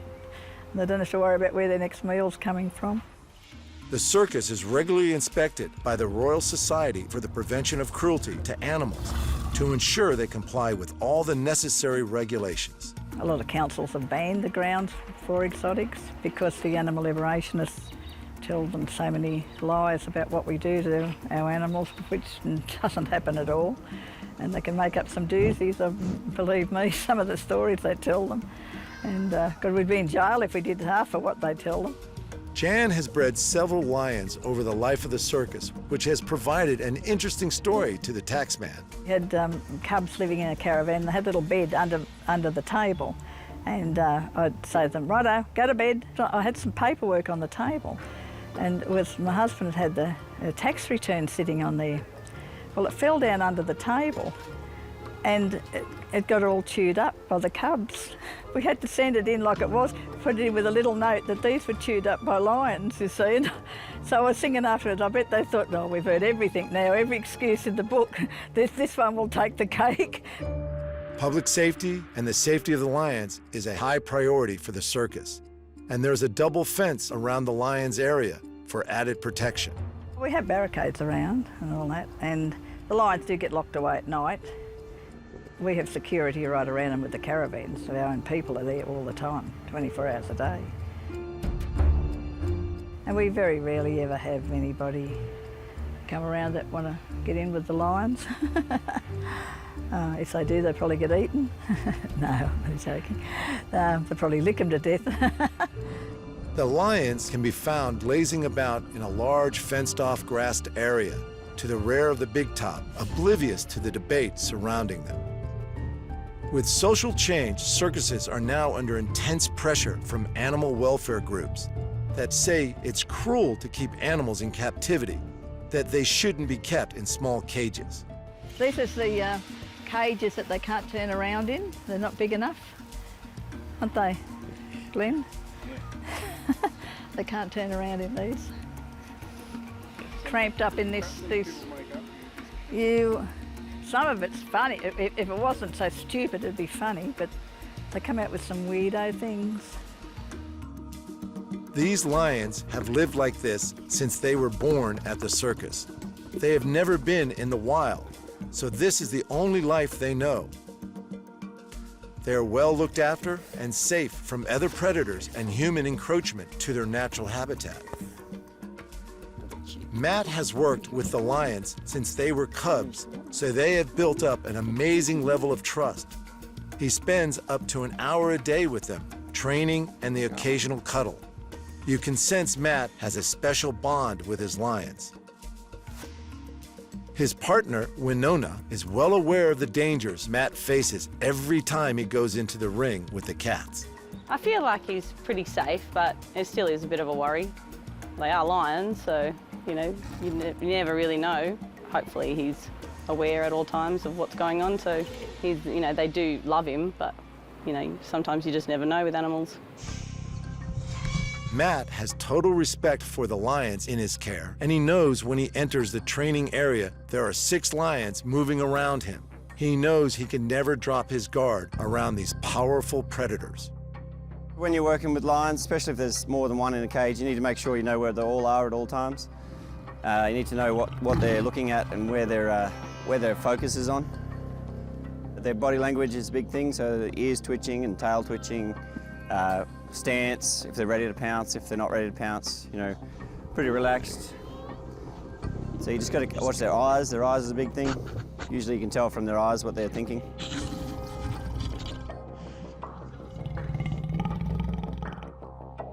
So he's pretty relaxed. He's just watching Bart over there at the moment. But they're all pretty good. They all have their own personalities and moods, and sometimes they're in a good mood and sometimes they're not. And as long as you are paying attention, it's pretty safe. Hello, boy. He's beautiful. There is a lot of trust between the lions and Jan. Putting your hand inside a lion's cage is something that Jan doesn't recommend. I wouldn't let any strangers do that. We know them pretty well and how far you could go with them. If they were not in a really flash mood, I wouldn't do it, but that's very rare. But now and again, just the other 2 bigger males will have a bit of a barney with each other about who's going to be the boss of the females. They are beautiful, gentle animals, and you would probably trust any animal, no more than about 95%, but they're just like a dog even. Who knows if a dog could ever turn. So far, the lions have been relaxed, but there is a change in mood in the training area between two of the males, and we get a glimpse of what lions are capable of. There's always that very, very, very slight chance, very slight. But so far, they've been really good.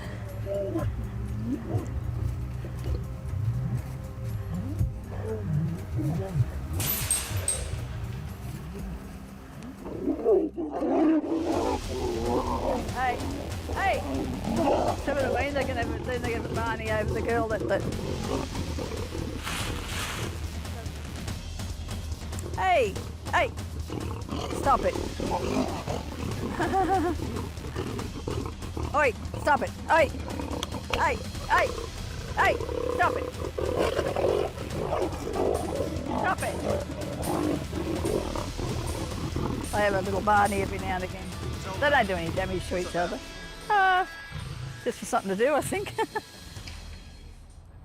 After the dust has settled and the brief altercation is over, the victor lies next to the female, while the jilted male looks across.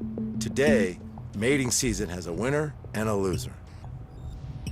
He's a pretty good-natured lion, Hulk is. Very, very calm and relaxed usually. Not much scares him, so that's always a good thing. Some lions are very jumpy, which makes it hard to work with. Usually if they're like this, it's fine, but it doesn't mean it's going to stay like that. Something could get their attention out there and they could just run to chase that, or someone could bite him on the bum while I'm playing with him. So I've got to be ready for everything. You right there, buddy? You right there, bud? You right there, mister? Yeah, you big goofball. You big goofball, eh? Yeah, you big goofball. Not everyone agrees that keeping exotic animals in captivity is good for the animals.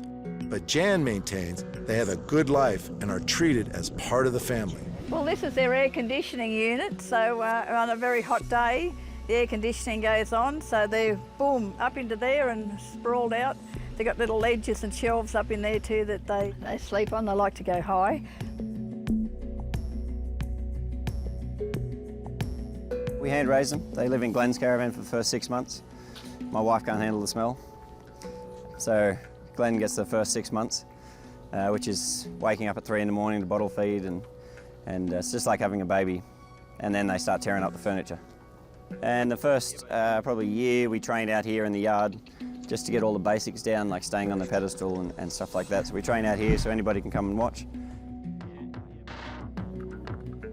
Every day, it's just playtime in here. Here's just mutual ground, in there I'm the boss, we do the jobs, and out here is playtime, so. It's all reward-based, so they know what to do, and they're always wanting to do it before I ask them to, instead of waiting for their turn. So they really want to do it. It's just getting them to wait is the hard bit. So they eat out of my hand, usually some nice fresh horse or something. And if they're full, they don't want it, and if they're too hungry, they'll take your hand with it. So you've got to sort of keep them at that stage where they're not hungry, but they're not too full to eat. You can never underestimate the power of one of the largest felines in the world. In the wild, they work together to hunt their prey. Lionesses do most of the hunting for the pride, each having different roles and working together efficiently to bring down their prey, using their vice-like jaw to snap the victim's neck and drag it to the ground. The lions might be the resident stars of the circus, but the rhesus macaque monkeys are another exotic that looks cute at first sight, but can attack if they don't know you. Oh, it's beautiful, boys. It's a beautiful boy. He's a beautiful boy. The two in this cage are the youngest two that we've got. But they don't take kindly to strangers. They're not an animal that anyone could get in with or anything. Don't get too close to them. They'll grab your glasses off. They're a bit naughty. Especially the people they don't know, more so. We have 5 now. 2 of them really love me. The other 3, they like me, but not as much as the 2.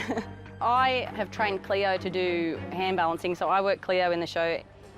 Some might say it's cruel to make animals perform tricks, but they are never forced to do them. And if they don't want to do it, they'll soon let their trainer know. They do bite, but everyone knows when they're out, just to make sure they keep away from the people who can't handle them.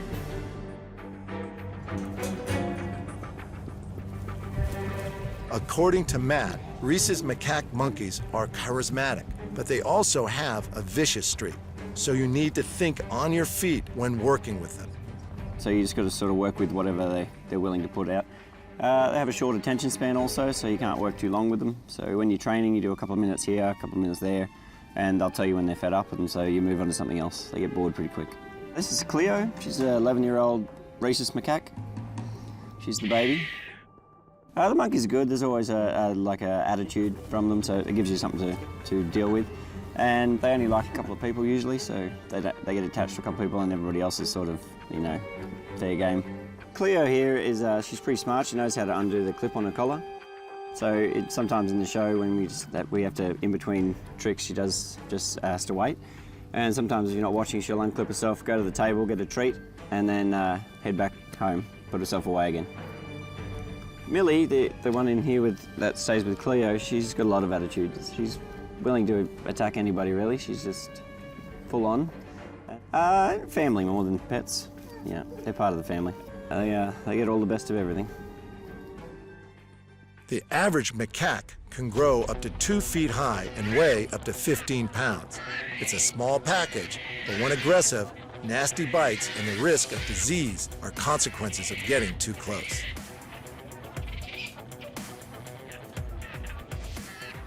Well, they're not really wild. They've been with us their whole life, but there is still the instinct in there. Animals don't think like humans. You know, that's where the people go wrong. Animals have their own thought processes and their own way of doing things. So to us, like something we would think is nice, they think is you just letting them do whatever they want.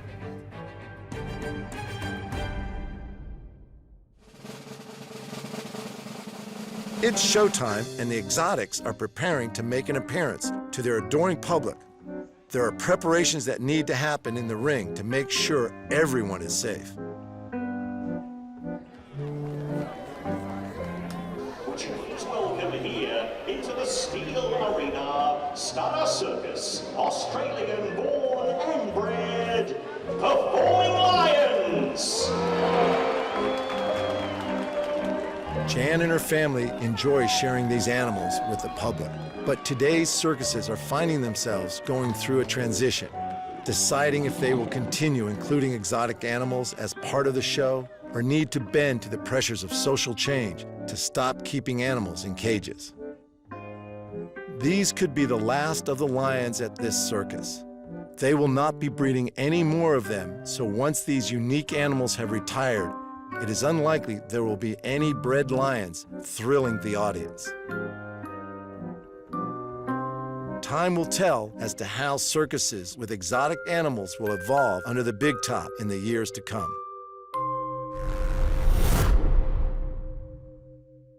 Located in the San Bernardino Mountains of Southern California, the small city of Big Bear Lake is a popular holiday destination.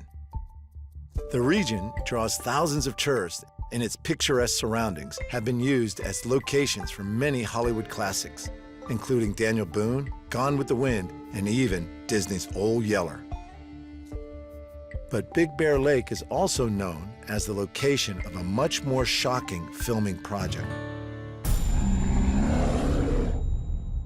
The tranquil mountains of Big Bear are a world away from the glitz and glamour of Hollywood. They're also home to the well-known Hollywood animal trainer and stuntman, Randy Miller. Randy's company, Predators in Action, specializes in location and studio-trained exotic animals.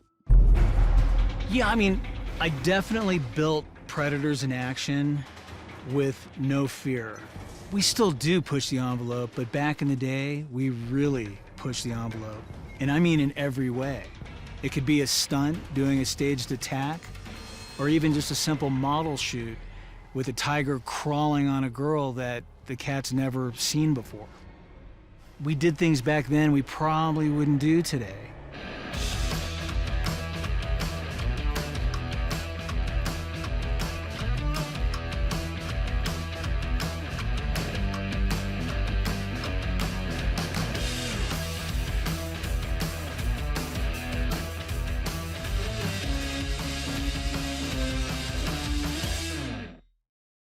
Drawn to animals from a young age, Randy's family was in the seltzer business, and during the 80s, he helped turn the family business into a $100 million a year company.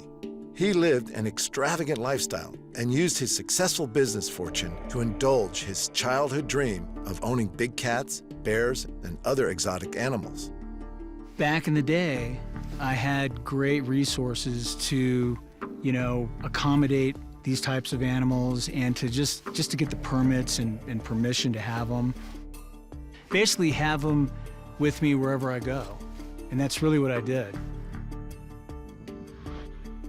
We built a house in the Hollywood Hills with a 3-story glass cage. It was designed, for big exotic animals. I didn't have any animals live there full time. I had a place out in the desert where I kept all my animals. And I used to bring them in to visit while I was in Hollywood, just so I could always have my animals around. When the family business went bankrupt, Randy was forced to find another way to both earn a living and keep his dangerous pets. He turned his eccentric hobby into a career and began supplying big cats, grizzly bears, and wolves for big-budget Hollywood movies and high-rating TV shows.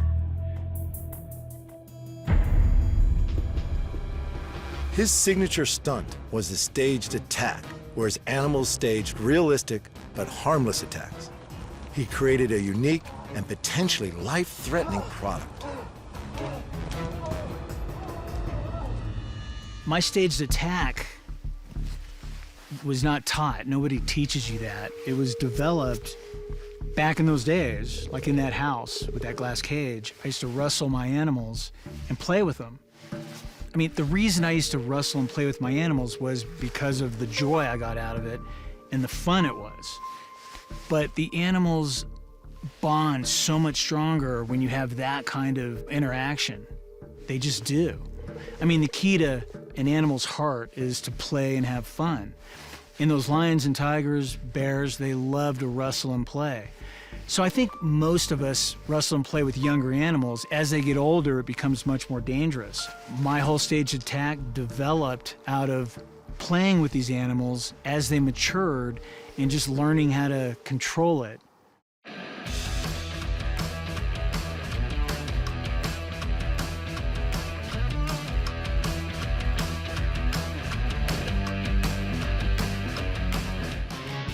Years of high-risk training with ferocious carnivores yielded the ultimate Hollywood payoff when Miller won a Stunt Academy Award for his role as Russell Crowe's stunt double during the tiger attack scenes in the blockbuster movie Gladiator. Once I focused on doing film work with these animals and I really focused on training them to be in movies, that's what we were training for, was that scene, not even knowing it. But I mean, I would say our whole career put us there. That tiger was raised its whole life to play out all that action you see in that scene. The lunging, the jumping, the snarling, and that staged attack. I got bit on that show. There were a lot of staged attack scenes, and it required a lot of takes over and over. Attacks from the back, attacks from the front. While filming one of those attack scenes, Tara, the tiger I was using, ended up grabbing the wardrobe, which was leather. So she grabbed it and, she got possessive over it, is what happened. And she ended up biting. She tried to take it from me, and she bit through it and put a hole in my arm. So at that time, they cut and said, hey, we got it, done. Went, undressed, got out of wardrobe. They bandaged up my arm, and then a PA comes in and says, hey, the main camera broke. We don't know when the film actually broke, so we got to go out and refilm all that. Like the special effects camera. They got me back out there. They put a steel plate over the wound, and we started doing it again. And the only reason I was able to continue doing that attack after getting bit pretty bad was I understood why she bit me. She wasn't really biting me.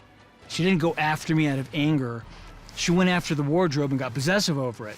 Between 1990 and 2011, There were over 300 incidents involving captive big cats in the U.S. 20 people were killed. Over the same time, captive bears killed 6 and injured 61. Working alongside predators is never 100% safe for the humans involved. American Humane is responsible for making sure that the work is safe for the animals. Our job is really just to make sure it's done well. Our primary mission is to oversee, basically police, the care, the safety, the humane treatment of the animals while they're on set. The others want to debate whether it's philosophically okay to use these animals.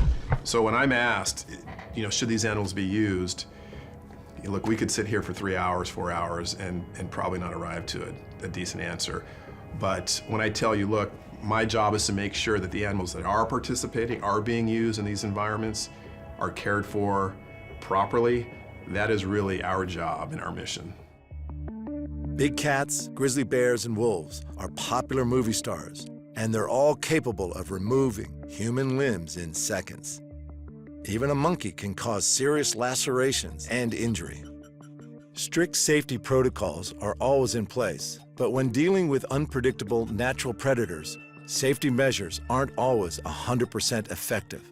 On the good sets, in my experience, on the controlled film sets that hire the right people, who care for their animals, who've had the time, put in the time to train them properly and go through all the preventative measures. In instances like that, I think it's very safe. I think it's very controlled and safe. Now, as it often is, it comes down to hiring the right people, right? Getting the right team around you. Because if you get someone who doesn't have the experience, you're gonna be in trouble. One thing with my line of work, we have developed one of the best safety protocols there is. I mean, you need a fast plan if something goes wrong. And we all learned, even with that, the ultimate price can get paid. These animals are capable of taking somebody's life in a matter of seconds. So my position, knowing that, anybody handling these animals, not just owning these animals, but working around these animals, should have the education and experience to participate in stopping or helping save somebody's life if there's an accident or an attack taking place. Many exotic pet owners raise their animals from babies, building a strong bond and creating a sense of trust. It can be easy to forget that such majestic and affectionate creatures can also be ruthless killers. There could be a false sense of security there where you believe it's safer than it really is. Fire Department emergency, how can I? Hi, Fire Inland with the transfer. She's at Onyx Summit. We're at Rainbow Lane. Off Rainbow Lane. He's bleeding from his neck heavily. Hold on, ma'am. She's at Onyx Summit off of Rainbow Lane. There's a bear. We think it's an animal attack. Okay. Yes, or a bear attack. Bear attack. Until you've experienced, what can happen, how fast things can change, you don't really have a clue. And unfortunately, it takes a tragic, accident to really experience what I'm talking about. A bear attack, okay. He's bleeding heavily from his neck. Okay. We're trying to get him into the car. We need someone here immediately. And you do this long enough. I know people that have been doing this for generations, and you talk to guys that have been doing this for a long time, we've all experienced something. In 2008, Randy's cousin, Stephen Miller, was fatally wounded while shooting a promotional video at Randy's Big Bear property. Stevie's co-star and killer was a 700-pound, 7.5-foot grizzly bear named Rocky. The attack was swift and completely unexpected. We weren't ready for what happened. That's how fast it is. That's how fast it can happen. I mean, if you actually time it, once it started, it was like 3.5 seconds. It all happened really fast. So we stopped it, and actually Stevie appeared to be okay. We later learned it was a fatal bite, one single bite. 5-year-old Rocky had been trained to wrestle humans and was best known for his appearance as Dewey the Killer Bear in the 2008 film Semi-Pro. Stevie wanted to wrestle Rocky. You know, he had experience in the past. Rocky was a great candidate for wrestling somebody that, you know, wasn't doing it all the time. The authorities deemed it an accident based on the injuries. They could tell by the injuries what type of attack or bite took place. They ruled it a single bite in Rocky's case. Although that single bite left a profound scar on Randy, incredibly, he still lives with and cares for Rocky the Bear. A lot of people love animals and say they love animals, but some people, like myself, love them so much they have to be with them. And I think that's the difference. You know, it's easy for somebody to criticize what we do, but they may not have that same desire. I know from experience, I have that desire. That's more important to me than anything else. Keeping my animals, caring for my animals' welfare. I mean, that's what got me into what I do. You know, it really is. It started out as a hobby, and it turned into a profession. You hear about an animal that attacks somebody that had never, you know, had an incident in the past until that moment. And that was the moment with Rocky. Working so closely with these types of animals, owners develop a close relationship with an animal that, in the wild, would see them as prey. Perhaps surprisingly, American Humane's Quan Stewart sees that bond as beneficial for the animals too. This gets into a very big ethical debate. You know, should these exotics be in film? And, you know, if you have the right people with the right expertise and can provide the right long-term care for these animals, yes, I think it's okay. A lot of these animals are domesticated at a very young age. They're used to human contact. They enjoy human contact. I mean, there's a reward there, you know, especially with a creature that could take your life in a matter of seconds. You know, maybe part of that starts, you know, from the adrenaline rush you get with it, but there's a lot more to it than that. There really is. You know, these animals do show affection. And exotic cats, I've always said, are the most affectionate creatures on Earth. And they are. They will sit with you for hours showing affection. I mean, they're moody, and that's what makes them dangerous. It's kind of like a dog, you know, where they're very friendly and fun. And it usually takes a while before you see their instincts come out, but eventually they will. And all these animals get possessive, and it might be something you didn't see until that moment. And when they get like that, it doesn't matter how much they love you, they'll kill you over anything. It's just in their instincts. It's just in their DNA. Today, Randy remains close to his collection of unusual and dangerous pets. 7 big cats and several bears, including Rocky.